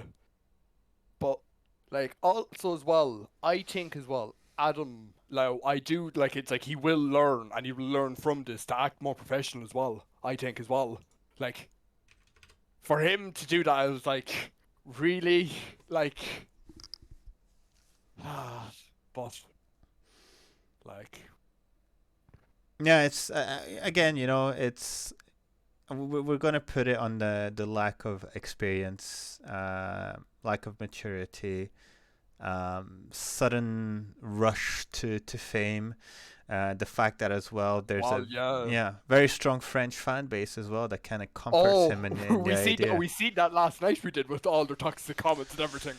That was pretty vile, but I guess this also explains the way he perceives himself, because he's getting constant support whatever he does, and it's hard for him to maybe perceive himself in the wrong, where he's getting this very large support from the scene he comes from, and be like, well, I feel like I'm playing well.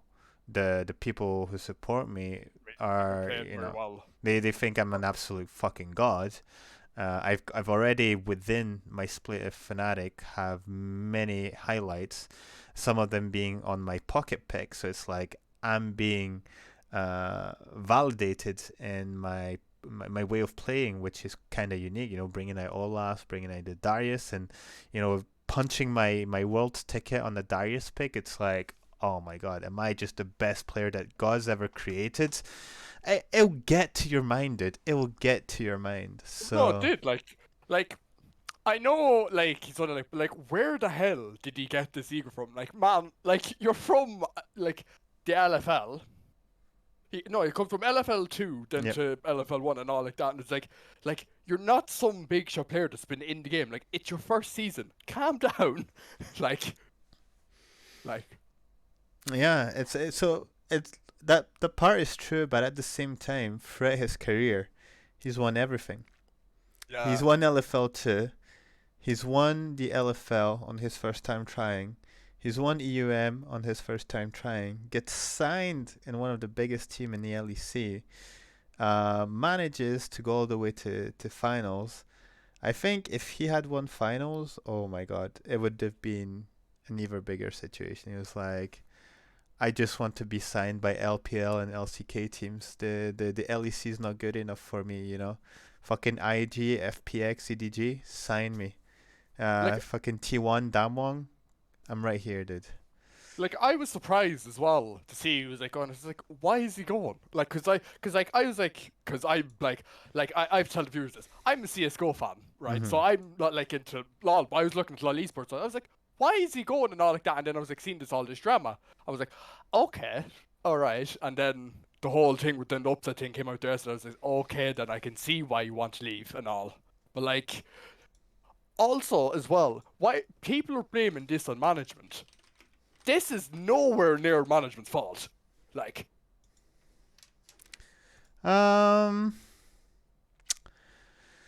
okay, so it's not entirely their fault. I do still think they have their part of responsibility to make sure that there is some form of communication and understanding within a whole situation. Now, again, I don't know what has been communicated, what has been said. I know Yamato has the whole information, and Upset has done his job in informing the parties involved about him leaving. And that's another point actually I wanted to make, is that do people actually think that Fnatic is okay with a player leaving just for the sake of it and being like, Upset, you need to leave. Hey, you leave, dude. No problem. We've worked fucking hard for Fnatic to be back at the top. We have a team that's looking really good. We've given it a chance and it's worked out really well. And it'd be super cool to see how we do it world and how far we can go. But scratch that. Upset, you want to leave? You leave, dude. You don't even have to tell us. I think there was a lot of conversations here. A lot of things that were considered before Upset decided to leave, and probably one of the reasons why Upset left such a last moment is that I think they had long discussions. Upset was also evaluating the situation, and the decision wasn't taken lightly. Like, Upset doesn't just walk to the airport and be like, "See it, I'm just going home," you know. It's like adios, I'm gone. Yeah. Just peace. That's not how it works. But that's the thing, is like an influential audience who doesn't know or doesn't think more and doesn't know better is going to be like, oh, this is literally just like a video game. This is a fucking Sims. You click your Sims to the airport and he goes to the airport. It's like, no. First of all, there's quarantine. And it's been a fucking hell for all the people involved. Second of all, there's a fucking competition on the line. Third of all, it's fucking Fnatic, and they have a legacy and they have objectives, and they're not just here to be part of Worlds for the sake of it. They want to fucking win the whole thing. So, it's all of these things were never taken into consideration when it came down to judging Upset and declaring that he was guilty, just from Adam's tweet. So that's also what's pissing me off, is that if you just do a little bit of thinking, you can be like, wait a minute, okay, he left, but if he has to leave, doesn't that mean he has to do this before? Doesn't that also mean that this guy, who's also known for working his ass off, suddenly is leaving his dream behind? Like, all of this was never taken into consideration. It's like, Also as well, Upset wanted, like, he worked hard for Worlds. He wanted to always get to Worlds. Like, it's not like everyone was like saying, like, it's not like him to just give up there last moment and all like that. Like if it was a serious enough matter, then he had every right to go. Like, I don't like. Yes, it's like, again, like, we don't know the severity of the whole situation, so we're in no capacity to judge if he was right or wrong to go there, right? The people who can do that is Yamato, who has the full information, and And Haley as God well. knows how competitive Yamato is. Like, this guy was fucking tearing up in 2018 when Fnatic, by winning, qualified Vitality and his team of rookies at Worlds. He was like fucking grabbing people by the collar of their jersey, like, we fucking qualified. Then when he almost got out of a group of death that had like RNG and God knows which other team from LCK and Cloud9, and he was like one game away from actually making it out. When he had a team of full rookies, he had fucking Jizuke, Attila, Jack Troll, and Gilius. It's like this team was never meant to go to Worlds, first of all, and was never supposed to be the likes of RNG that had fucking Uzi, mate. Like, At the time, yeah. and he That still was- managed to do it. And this guy was like, fucking, this is happening. And he had this EU. whole fucking speech. Yeah, he had this whole fucking speech that started the wave of the EU style. You know, like, do your stuff, do it your way, and you know you won't have to catch up at the end. And so, you know, it's like, take this into consideration as well. Like, that's the thing as well. People didn't take into consideration as well. Like, they just went straight for like, yeah, we'll just take a side and not actually take in consideration of the people that are in it. Like, but Yeah, and That's- what Dad's saying is like the fact that Hilly, Yamato, Fnatic management had decided to stick with Upset is proof enough that Upset had a very Yeah. good reason to leave Worlds. Like, RNG, if- Gen G, C9, yeah, there we go, yeah. and then there's the whole thing then with Bippo and his girlfriend, which that's a continuing saga. That's like gone on like how many years now? The third, fourth year in a row, was it? So the situation with this as well. So first of all, like, I know Bwipo likes to talk and explain the situations, but sometimes it's like, you know, while Upset maybe doesn't give enough information, Bwipo gives way too much information, and that's what I was saying at the start is that Bwipo was like saying this whole thing, explain the situation. His girlfriend got absolutely fire flame balled for it. And Upset, who tried to keep his privacy, well, in the end, got actually betrayed by Adam and is getting the same consequences. Like, and you ever wonder as well, due to Bippo and Adam, why he didn't? They're wondering, like, why didn't he tell us? Sure, you just went out and said stuff. No wonder he didn't. And then, who else then? And then there's Nisqy then. I feel bad for him for not getting a team. Like, Yeah, he got caught kind of in the bullets, man. Like, with the whole C9 thing, yeah. it's very unfortunate because you can see that that the situation affected him as well. Like, the guy was fucking crying in front of his whole The team. camera. Yeah. Like, That's fucking crazy. So, you know, again, Nisqy was a super, you know, joyful, happy guy, you know, happy-go-lucky, fucking always bringing in a good mood. To see him like this is almost shocking to some extent. And then it's like, how did he perceive the whole situation? You know, it's like he was very close to Adam within this team, obviously. And on the other hand, it's like, have they spoken together? Was there some kind of toxic mindset that brewed within the conversations they probably had of like, yo, fuck there this had to Upset be, guy, you like, know? I mean, there had to be something like, because in Upsets, was it that he said that he didn't, or no, what was it? He was something with Adam. Him and Adam didn't get along or something, was it? In Upsets, Twit longer or something, was it? yeah, pretty much is like, so what Adam says is that basically Upset requested that Adam and Nisqy be replaced. Now, obviously, what it was is that Upset specified that he didn't necessarily ask Adam to be requested. He just facilitated the conversation with Alfari. He didn't mention the situation with Nisqy, so it's like, we don't know. First of all, we don't know exactly what happened in that regard, and then we don't know the whole sort of history of these events. Is that Was Perks already like a no go because of the clause and everything?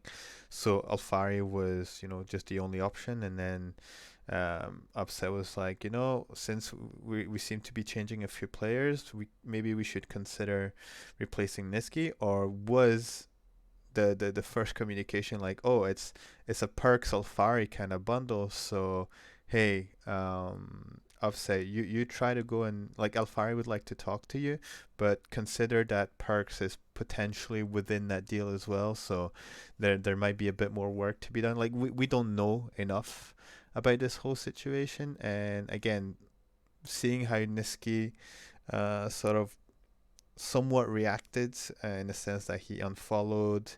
He seems to be like liking and agreeing with stuff with people who are against Upset in that sense. It makes me feel. First of all, it surprises. For me, I always see Nisqy as a very mature dude, so I don't see him being.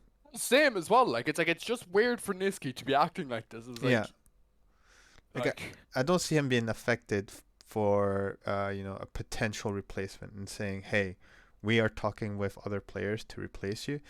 Again, maybe because he knew it was Perks. Maybe he was like, "Fuck me, man, not Perks again." Like, fuck the situation. This is not happening. the whole thing with the contract clause. Also, I also want to Yeah. talk about that, but before we finish off with this as Sure, well. sure, no problem. But it's like, there's all these elements that can be considered, and it's just very hard to sort of make a sort of final decision, a final statement, because what we know as of now is that, Upset doesn't have anything to feel bad for. Things happened that happened. He's not the only one to have been in this situation. People who are much more veterans agree with him, and That as well. Like all, who was agreeing with him there? there's I Will Dominate, there was Yankos, there was like Yankos. casters like Razoplasm, Dracos as well. Like Dracos was I've seen that with Dracos. Soaz was also. yeah. I think he agreed. So as was who pretty else? much like, whatever happened, just fucking respect the situation, which Like- Adam didn't do basically. So No, he didn't. and But- and again, there's like obviously all the previous history of like how Upset has behaved and showcased himself as a player that wants to fucking win it all, and it would not be representative of him and his way of perceiving competition to just dip because for a minor issue anyways. But you wanted to talk about was it the clause situation? What was it? Oh, situation. I love the way people are saying that. Oh, that's a bit scummy. Mm. That was coming. That we obviously had to see something like that coming with a clause like that, everywhere like that. Carlos was never going to sell it if Perks to us. That was never going to happen. Like, even though, like, it is a cuntish thing to do, it was like, it wasn't surprising that he did it. Like, to me, it wasn't surprising he did it. Like, yeah, it definitely wasn't surprising. Again, I don't follow football enough to know like how much of these clauses are used, like these clauses are literally like used in every football. So basically, if once a player goes over to another team, so I use say Coutinho from Liverpool to Barcelona. So basically, he went over to Barcelona, and basically in that contract was that he also got like Liverpool also got bonuses if he won anything with Barcelona, or even if he was on loan as well. Like so, like these contracts do exist, and I think as well it happened with who was it from that Suarez couldn't Luis Suarez couldn't go to Arsenal. He couldn't go to Arsenal at all. He couldn't when he was with Liverpool until he joined Barcelona. He could go to any other club other than Arsenal. Like. Yeah, like it's a common practice in football. Like, I would say to some extent, I'm not surprised you would go for something like this, and it is somewhat common maybe in more traditional sports. Obviously, very new in esports. No, it is like, yeah. The two things, or maybe the three things that are surprising to me. The first one, it was the length of that clause, which was for 3 years. When see, there's what's in the clause and what he says on Twitter, where he's like, "Oh, I did this." Yeah, that is probably why he did Yeah, that. it's like his explanation is that, "Oh, I just did it to prevent Cloud." So like he's doing it against Cloud9, almost like, "Oh, I don't want Cloud9 to be a facilitator for perks into Fnatic." Like if that really is the main reason why you did this, then you would have just made it for 1 year to remove him from the competition, and then made it really hard for him to come back to EU, because obviously Cloud9 paid a very high price to get perks, and I don't think they sold him to Vitality for fucking pennies, you know. So Like, that's a thing as well that people have to consider, is that the clause obviously makes it harder for Fnatic to get perks straight away the moment he was available. Also, as well, with that brings up there as well that Carlos and Jack actually agreed this clause without perks knowing. Yeah, and that was going to be my other point, is that's, you know, like, we don't know if perks wanted to play with Fnatic, but like it's known that there's some players on Fnatic that he really enjoys to be with, and you know, Fnatic is a top org. So that was the second part, and the third part was, yeah, obviously the fact that Carlos goes ahead and say, you know, perks goes wherever the fuck he wants. That's just that's literally just a straight out lie at this point. So, like, you know, it's like why put why put a clause on it for 3 years when I don't see, I think now this is my opinion. Now I know people are gonna not agree, but I think Perks though is he's coming near enough to his end. I think we've gotten the better deal with Humanoid though as well. To be fair, as well, Perks would have been nice, but who would we go for the long term run? Perks or Humanoid? Yeah, this is also something to consider, definitely. Although I think that Parks, if he doesn't become if he's not as good maybe as a player in terms of maybe mechanics whatsoever, I think what he brings in terms of mentality and just mindset overall to a team is also what makes his value as a player as well. So there's just much more than him pressing buttons on the keyboards. I think there's this whole mindset and sort of clutch mentality. I mean, this guy was able to qualify fucking Cloud9 in a group that they had no purpose of coming out from. So yeah, that as well. So that's something I think that comes into Perks' value. But yeah, just you know, if Ocelote is so much in that presentation of himself, oh, I don't give a fuck about what anyone thinks about me or what I do, in that case, why'd you go through all those lies?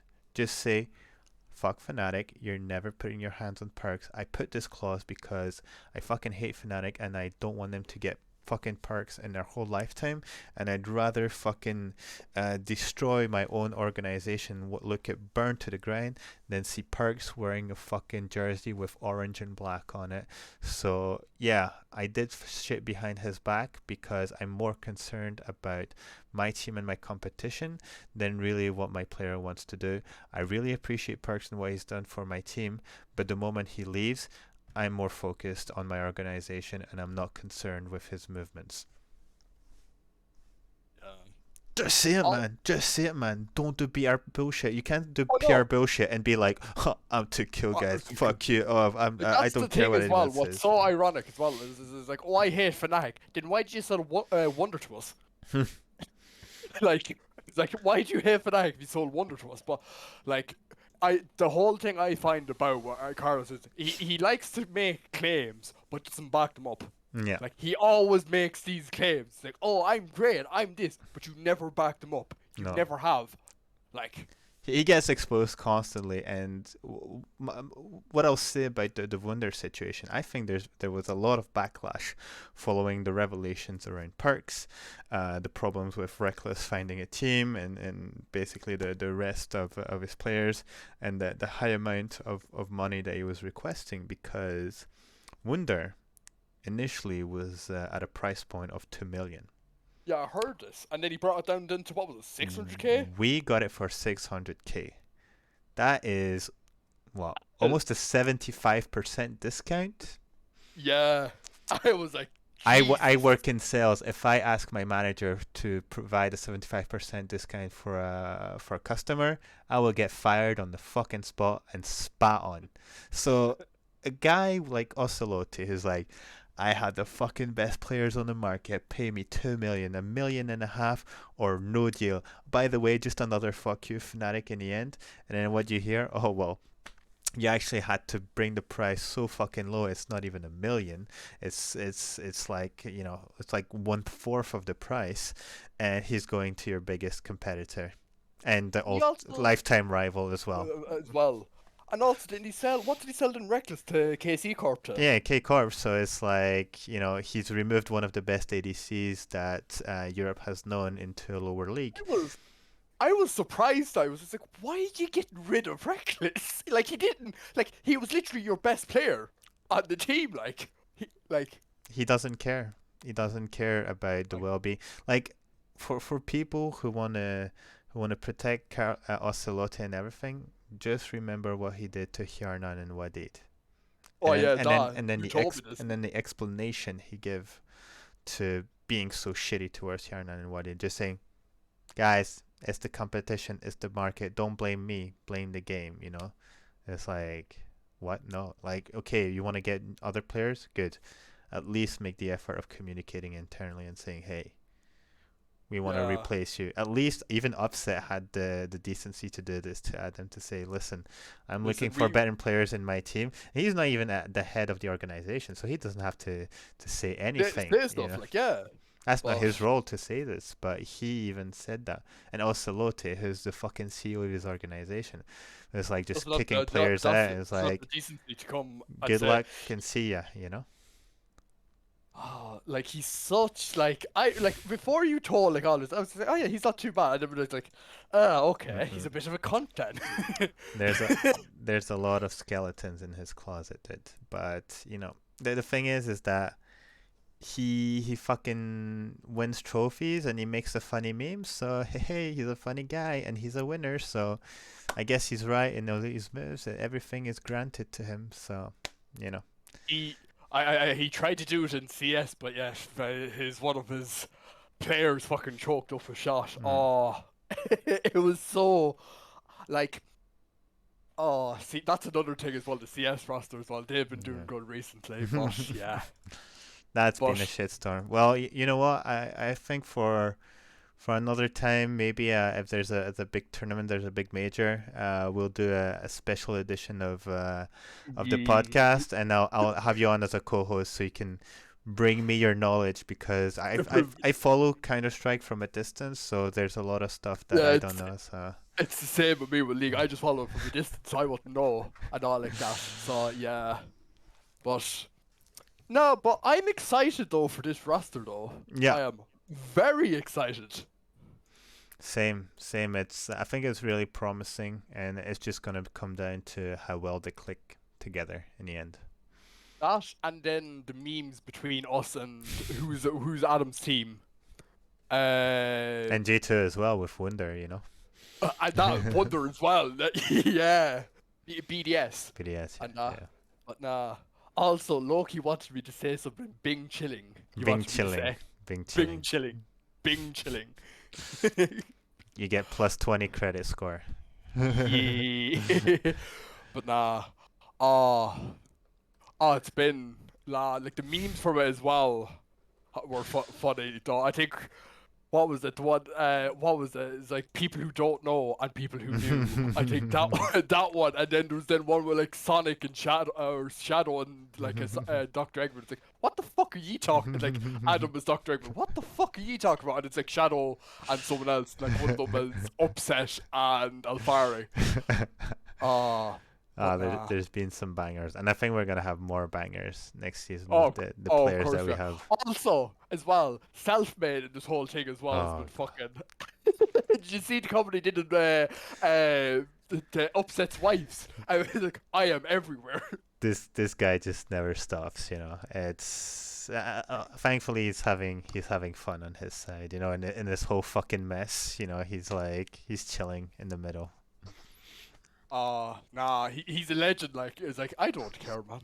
But nah, it's like, but nah, like, Adam was like unprofessional enough and all like that. The Nemesis was just with his stupid takes as always and all. But anyway, we'll get through it. We're Fnatic. We've come back. We've come from worse. We're used to drama at this stage, so it's just like, it's cruise control for us at this stage. It's I love wash the and way repeat. though. I love the way though this drama overshadowed the whole Team Liquid with Bjergsen.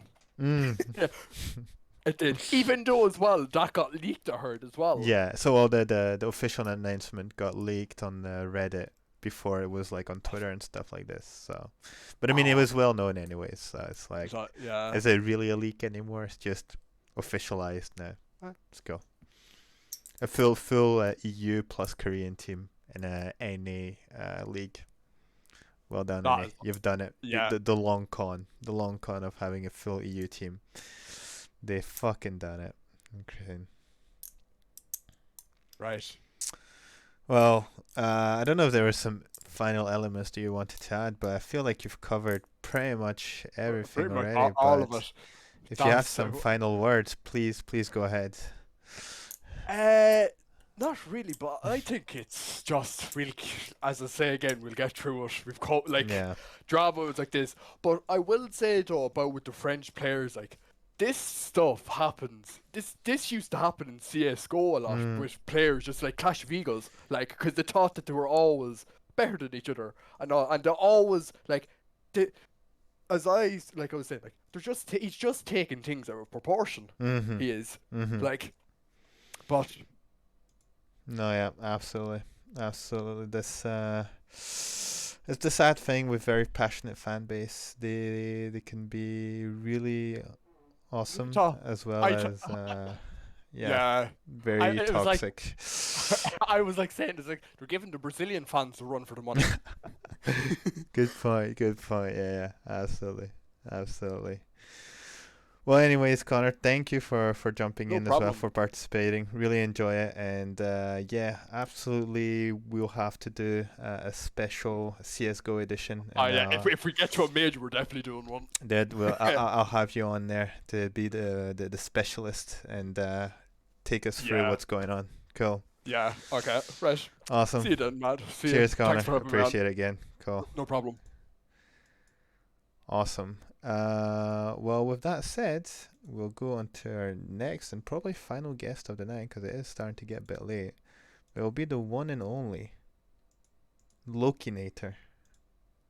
Loki, if you're with me, jump in as soon as you can. You hear me? I can hear you very well. Can the chat hear you very well? Can I get confirmation? Can I get a mic check? Mic check, 1 2 1 2. Hello? Can people hear me okay? Volume alright? His volume is good. All right, you're free to go, dude. Tell me everything you want to talk about, dude. The floor is yours. Well, first of all, hello everyone. My name is Loki. I'm nobody special. I can see that I've missed the primetime slot because the viewership's going down already because, you know, last guest, no one wants to hear what I have to say. So, you know, I'm in a bit of a sticky position here because everyone's taking all the points that I wanted to make up, so I'm going to be improvising a bit. It's fine. So listen, before you start, everyone go promote the show on your channels, on the Discords, on your Twitter. Loki is talking and he's got a lot of interesting points as always, so do it now. Bring in the audience, bring in the crowd. You're going to want to gather around the bonfire here. I'm just gonna say I've got a very tough act to follow because, of course, I'm not as charismatic as yourself. I don't have the sharp points that Arvid has made, and I don't have the beautiful voice and accent of Mr. Wild, Mr. Conor McGregor, who just went off. So, I'm in a tough situation. I'm overshadowed. So, yeah, I'm also want to say that I'm very disappointed in you because Me? because where are the catchphrases, man? This show like disappeared. And where's finally the bush has come back? Where's the? Oh man. You had a list, and you're like, you didn't tell anyone. You've just made the list. Where are the references, man? Come on. Yeah, the thing is Slack it. like those references would all be understood by you and probably a handful of people. So what's the return on investment on these quotes? That's my question.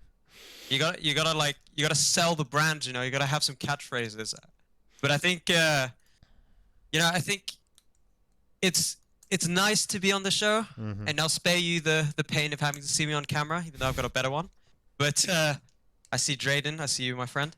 Oh hey, Drayden. I actually want to take this at a different angle because we've kind of covered everything today.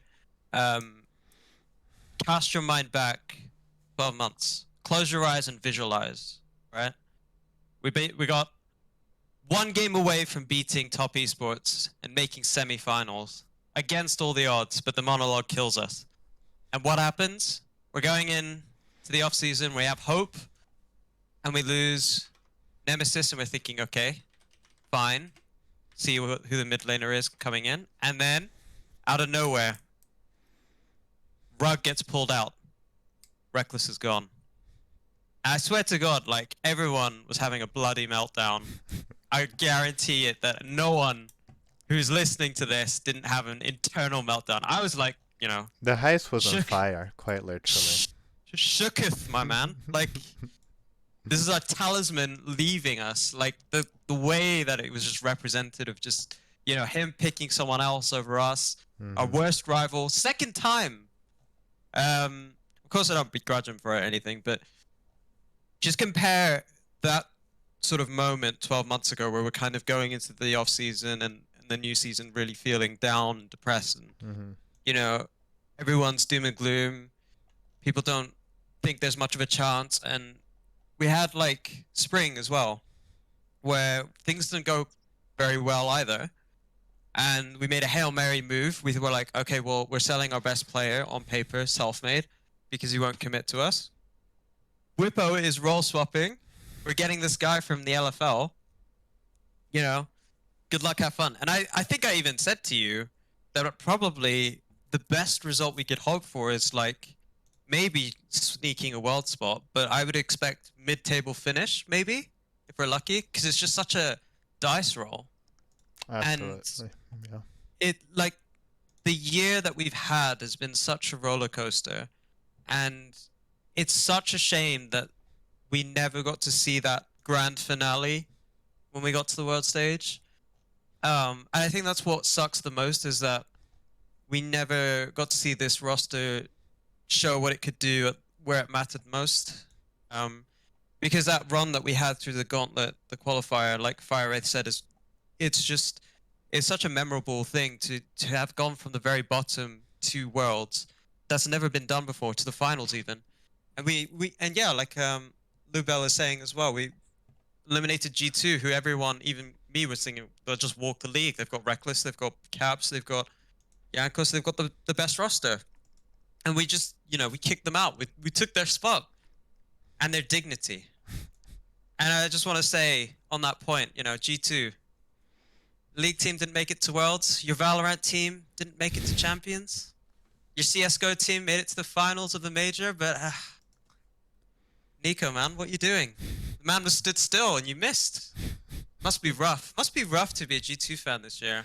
That trophy cabinet, I could see it now, collecting dust for the 2021 year. I think that's why Carlos is having a bit of a meltdown on Twitter, That's why he's going a bit ham, because he knows this is a key year. Like, his fans are just looking at all these teams like, shit, well, you made these roster moves for our Valorant team. They're looking so good. They went to Berlin and, oh, wait, they didn't make it to Iceland. And then, oh my God, you know, we're gonna win a major. Sorry, mate, not this year. Sit down a little bit. But anyway, back to what I was trying to say. I just think it's nice, actually, hearing these rumors coming in of what we may have. It's nice to have some positivity, drama aside, going into the next season. It's kind of overshadowed the mood a bit, but it's the first time, I think, in a long time that I've seen people genuinely excited for the next season.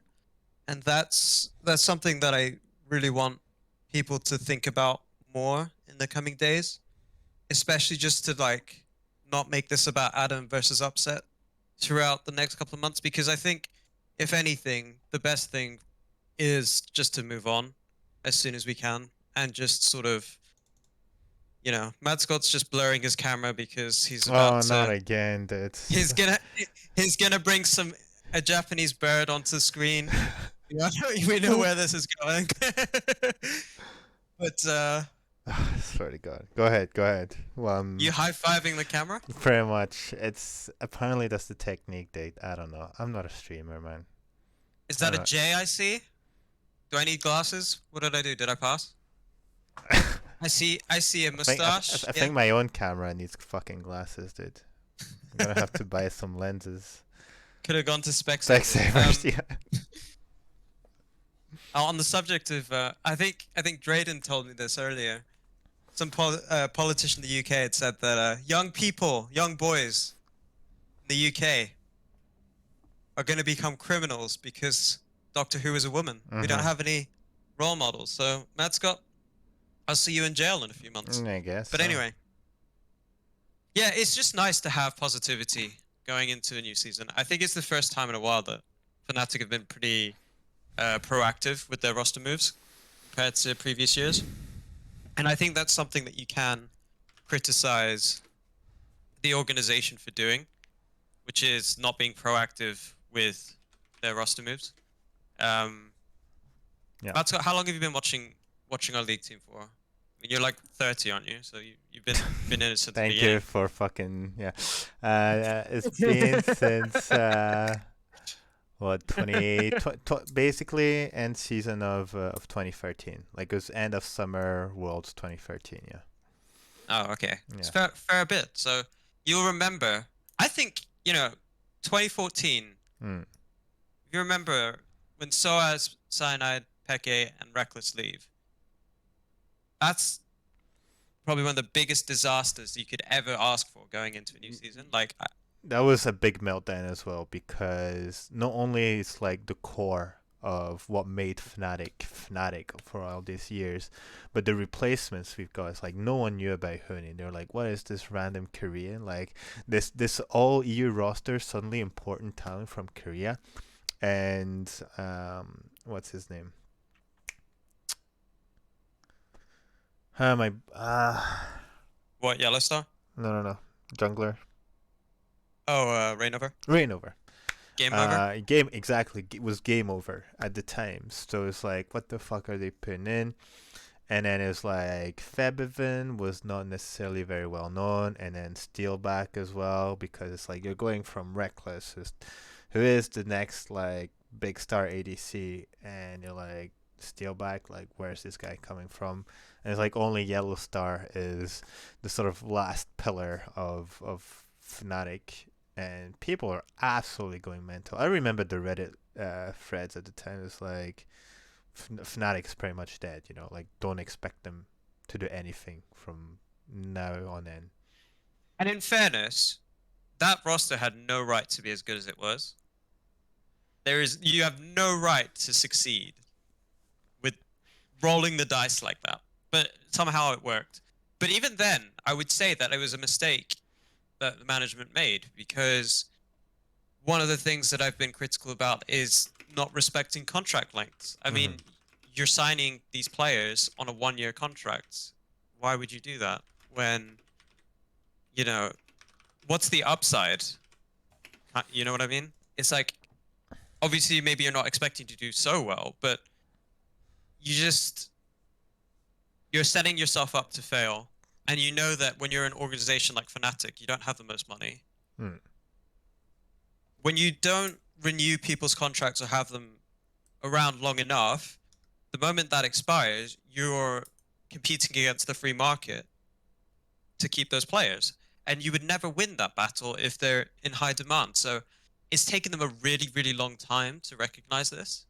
And I think a lot of our off seasons have been reacting to, we're losing this player, so we get someone else in, rather than we have this player, but we can get someone better right now and upgrade while we can, and then we'll ship off the other player.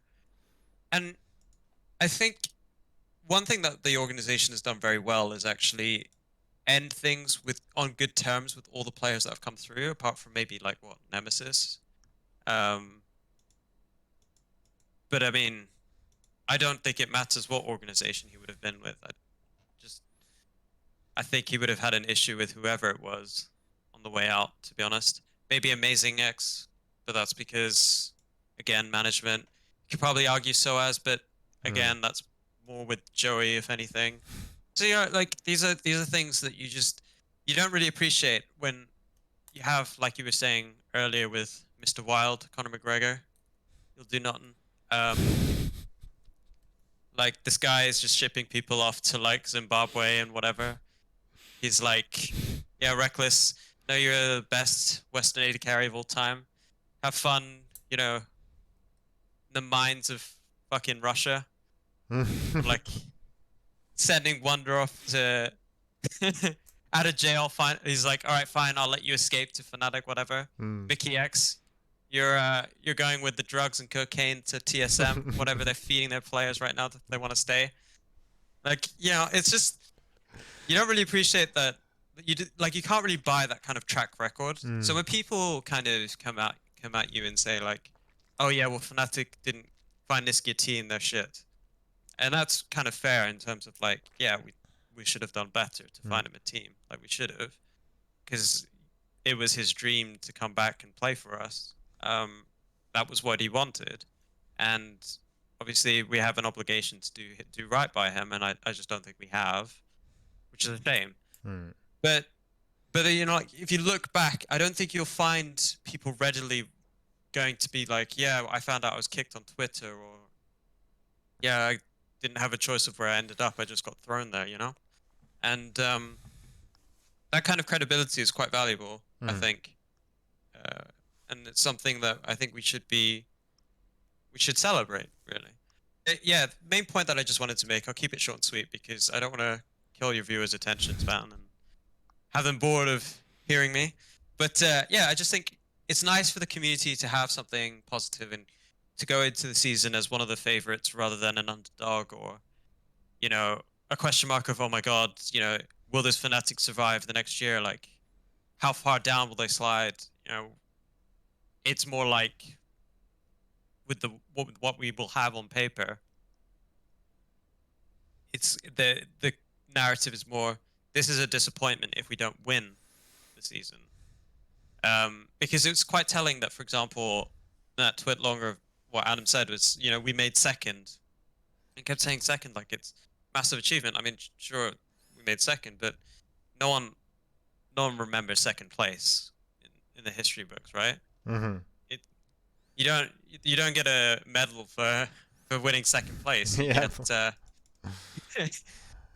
you know, people, like if you ask me 5 years from now who our jungler is for Fnatic in 2015, I'll have brain farts like Mad Scott by the time I get to 30. So, you know, you can imagine what it's like when it's like, who came second place at this year? Well, you just won't know. It's the guys that win in the end, like get written into the history books and are remembered fondly. And I'm pretty sure we're all tired of second place and not making that final step where we want to. You know, finals with no trophies just as bad as just, you know, crashing out wherever. And Worlds is more of a consolation because, you know, it's a nice experience to have and rather be there than not. But it's not something that I would watch a team for, is hoping that we get second. You always want your team to lift the trophy in the end. And it's nice that the organization is showing ambition. But I think we have to be thankful for the players that we've had. You know, we've had 4 players leave in the space of a year, which is quite significant.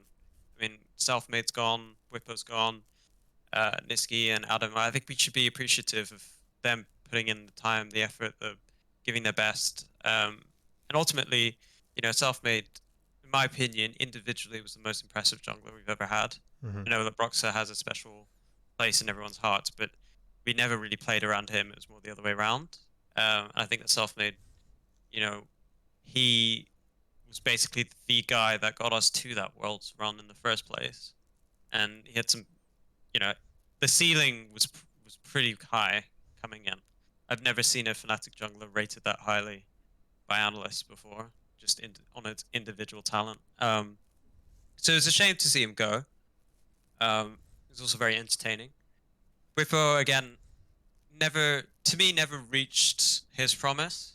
I think that's fair to say. Like, he just, aside from his first year, it just felt like he was never going to be able to replicate that. And there was always just that one step that he was missing to really make it. And in some ways, it's quite funny because it seems like all of our players try and fit the mold of SOAS eventually because of the way our team tends to end up playing, which is like, well, sacrifice the top laner, make yourself self-sufficient, make some plays, and help us win the map later on. The Church of SOAS lives on. The influence is there. But, you know, I think we should be appreciative to each of them for what they've done. I think it's nice to be classy and show, to wish them well and stuff. Like, I mean, Whippo, it seems like he knew that he wanted to leave from early summer, given that he said on Twitter, which kind of went under the radar, that he knew he was ready to play top lane again from the beginning of summer, which is like, yeah, I don't want to be a jungler anymore. I don't want to stay here. Turned down an extension. Couldn't make it more clear. And then, yeah, Nisqy's probably the one that knows is probably hard done by a bit, but he also admitted that Humanoid's a better player, so can't really fault the decision making there. And with Adam, and I mean, we all hyped him up to high heavens, but this is a roster. You've got Upset, you've got Hylissang. He's not going to be as good as he is forever. Adam's going to need at least another year or two to really realize what he has. And you're going to look at this roster as a GM and think, well, do we even have 2 or 3 years when we can just, you know, we can go for it now? So that's maybe a switch in mentality, and I think that's kind of where Adam fell in the crossfire. But you've already given your thoughts on the roster and stuff, so I don't want you to. If you have anything else you want to say about it, I mean, fair enough. Go ahead. Well, I feel like I'm dictating you to do what. This is now my show, mate. This is it. It's been a long con the whole time. It was like the takeover from Loki. The moment you expect him, the less expect a twit longer from me later today, dude. But no, what I was gonna say is that I completely agree on the ambition part, and I think it's something we've lacked for quite a long time, especially. Like what you said, is that we are more on the reactive side of things, in the sense that we are going to do the moves depending on what the players decide to do, and not on what the objectives we set for ourselves. And something I'd like to highlight is actually the work that Dardo has been doing. I myself have been really critical about him at the beginning because we weren't getting the results. We lost Reckless, which for me was like just a massive mishap from management. And then obviously as they start making those next moves and they're removing maybe the pieces that kind of, I don't know if infected is the right term, but maybe made Fnatic stuck in their old ways. We are seeing the type of roster that we have today that I don't think we could have ever thought of having before, because maybe it wasn't the style of Fnatic at the time, but at the same moment is that maybe we didn't have that ambition of going for the big players, and that has been more of the Carlos things, and that's what he was known for. Is like, I'm just gonna put the money, the paycheck on the table, and I'm gonna bring in the players that I need to be successful. And I feel that we're finally catching up on this, minus being a massive dickhead like Carlos, but we get to be the team that says, hey, we're not just a team that's here to bring on rookies and then see them depart somewhere else, but we're actually here to bring in big name players that have proven themselves before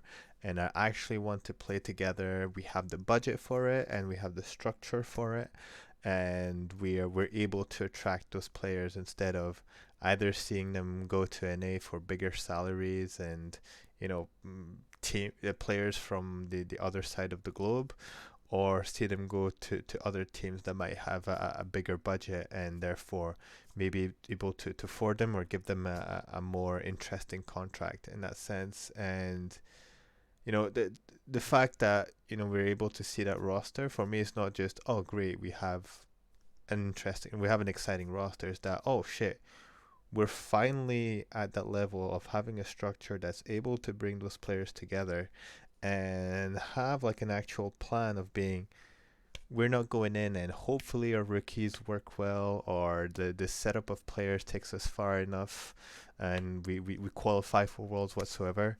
I think here it's pretty clear that the standard, the objective is that this team is here to fucking win LEC, and we're actually here to fucking go for international competition. So we're planning to be at MSI and be the next European team to lift the trophy, and then get summer split and then fucking do some damage at Worlds. And who knows, maybe you'll see us back on the final stage and actually manage to win at least one game out of this best of 5. So I think that's what people need to understand as well. Yes, I'm gonna finish very quickly. Is that this team is exciting, but what's even more exciting is how we managed to get that team and the work that's being done behind the scenes. But yeah, go ahead, Loki. Let me play devil's advocate for a second, because I think one of the things that I think Thorin says this is Fnatic don't buy stars, they make stars. Mm-hmm. That's always been our model. Now, your favorite person in esports history, Nico the Pico, found Caps and Broxa. Mm-hmm. Now, I know that if you saw Nico the Pico in person, you would not only ask for his autograph and for a selfie with him and tell him you were his biggest fan. But I want to ask you something, because basically, when we got Nemesis, the gamble was between 3 mid laners. There was Nemesis, there was Larson, and there was Humanoid. Yeah. Now, arguably, us getting Humanoid is us coming full circle to that decision, and because we made the wrong choice, if you are to look at things that way. So if we had someone like Nico the Pico still around, do you think that we would have made the right choice back then? Yeah, why did Nico say that he would have gone for Humanoid? Like, I don't mean him specifically, but if we had someone like Nico the Pico, like someone that's has an eye for talent within the structure of the organization, because if you look at the Mad Lions way of operating, they've got Mac, they had Peter Dunn, they have people that are actively watching the ERLs that are looking for talent and looking for. This is why they can sell Humanoid and with confidence go in with someone like Rika or a team like Rogue that have been swapping players until they've made their roster sort of a contender with, they found Trimby, for example, they found they had Finn and then they eventually replaced him with Odo, but they had Inspired, who turned out to be one of the best European junglers. They eventually put Larson in, they were making these incremental changes with brilliant sort of eye for talent. But do you think that we're sort of paying for our mistakes back then by making the wrong choice? Because arguably, for example, I know that Peter Dunn was even saying that he felt that Humanoid was more in line with the Cap style of playing because of the way he plays, which back then was just as aggressive, and there was a lot more parallels, whereas Nemesis was quite known for playing slower, which was kind of the opposite end of the spectrum. So do you think it was poor planning, or what do you think? Well, just to go back to your Nico de Pico comment, I I definitely was very critical of him as a coach, but I've always valued his scouting skills because he was the one who managed to really bring in noticeable big players like Caps and Broxa. You know, Broxa, there's obviously some recency bias with the performances and teams he's been in, but do not forget that he was considered in 2018 as one of the best junglers in the world, and I don't think we've, you know, had this type of comment in a very long time to say this guy is the best in his role, and it's not a Korean or Chinese player. You know, whatever happened in finals, obviously. So that's the first point. What I will say in terms of like paying for the mistakes, I think there's a little bit of yes, there's a little bit of no. Because if we take the example of Nemesis in particular, he was looking very, very promising. He was rated by a lot of people. And, you know, the fact that afterwards we brought in Self-Made just made sense because these guys had played before. So you'd think that synergy is already there. Things obviously changed from one year to another. Things didn't turn out the way they were. And I think what hurt as well is the lack of rookies at one point as well.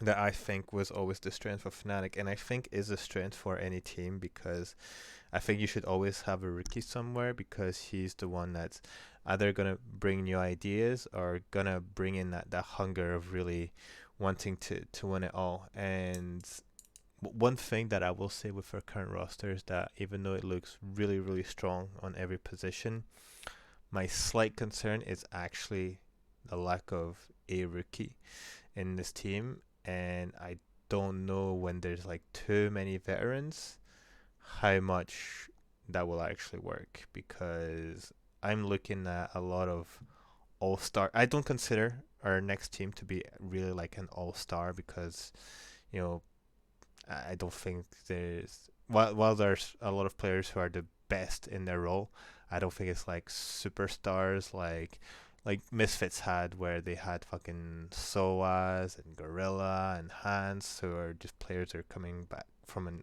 a great season the year prior, and just fucking exploded. So I don't know. I always feel like there's, you know, the part of a rookie is always that little extra pinch of spice that you need for to round up a team. But maybe I get proven wrong this year. Well, obviously we don't have someone that's playing in LEC for the first time as a rookie, but wasn't this Rezog's first year? I think it was his second year, if I'm not mistaken. Was it his second year? God, I don't pay attention.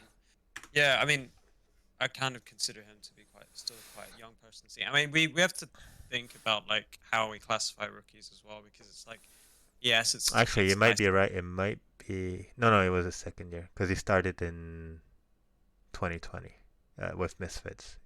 So it's been 2 years since he's been in Misfits. Yeah, I mean, he's still quite a young player. I mean, I think he's only 21, just like Upset. Upset's gonna be 22 next year, but yeah. But like when we talk about rookies and potential and sort of trajectories and careers, we have to think about how long they've been in the scene as well. And sometimes, like, I think we only consider people to be rookies in their first year, and then by the next year they're veterans. It's not how that works, you know. Like, yeah, and I don't think you necessarily need like a diamond that's still rough around the edges, like Adam, you know, straight out the frying pan into the fire kind of dynamic. But you know, I think I see the concern, but this is pretty much a different sort of mentality going in. Like this is we want to win the championship now. We can think about rookies later, kind of thing. Yeah. for for the next cycle. But yeah, I don't really have much more to say. I think I've been on here way longer than I expected I would be. And I can tell your audience is getting a bit bored. So I'm gonna sign off. Thank you very much for listening, No and problem. you're welcome to have me on whenever you want. With I'll be around. So absolutely. just drop me a message. Absolutely. Well, in any case, when this podcast goes back to its regular schedule next season, I'll definitely be looking at having more guests because while it's nice doing a podcast, it's hard to do the whole content by yourself. So yeah, that's definitely something I'm looking into. But yeah, thank you, Loki, for jumping in. Appreciate it very much, and always a pleasure to have your insights. Catch you later, my man. See you, dude. Awesome. Well, that was pretty fun. That was pretty fun. It's almost 1 o'clock where I am, so I'm gonna call it quits personally because I'm working tomorrow. So yeah. But in any case, it's been a different type of podcast. This time, usually we go over the games, we go over performances. This time it was just me wanting to rant, wanting to use my platform to share my thoughts. Want to thank everyone who tuned in. I think this has probably been a record of viewership for me. I've seen like up to 25 viewers at one point. So really, thank you very much. That's awesome. I hope you've enjoyed this unique format. It's telling me we've been there for 3 hours, so that's like 3 times longer than what I usually do my podcast for. So I know it's probably late in each of your respective countries. So thank you for being there, for staying through and through, for watching or just having the sound in the background. Really appreciate it. Probably do a podcast either before the season starts in January or maybe a last one in December once we get the full roster. But I feel like we've spoken about like the major factors already, so maybe not necessarily needed. Maybe we'll do a little preview of the season. I might be looking into a co-host as well because I might need some help going forward. As my professional life gets a bit busier, I might not have enough time to prepare and watch all the games. So if you ever feel like you'd be willing to be a co-host, so actually be on the show as on a regular basis with me, help me with building the show, the content and everything, let me know. We can chat about it. But can I join for oh, I think, oh yeah, absolutely, absolutely. This show initially was made as a platform for Fnatic fans to talk and not just doing in writing, but actually give the voice to the people, and just share their opinions. It was just an occasion to have you guys to talk. So if you guys are actually willing to participate, I'm more than happy to have you on the show. Whatever your take is, if you want to tell me that Adam was in the right and Upsa needs to get fucked, that's your right. I'm just gonna challenge you on that idea and we'll have a discussion. But in any case, guys, I'm gonna sign off. I'm starting to be a bit tired, but again, thank you so much for tuning in. I'll probably put the whole show on YouTube as soon as I can. There's a Inside Fanatics Brush YouTube channel. But yeah, you guys take care. Be on the lookout for the next Fnatic announcement. And yeah, as always Fnatic, guys. I'll catch you on the other side. See ya.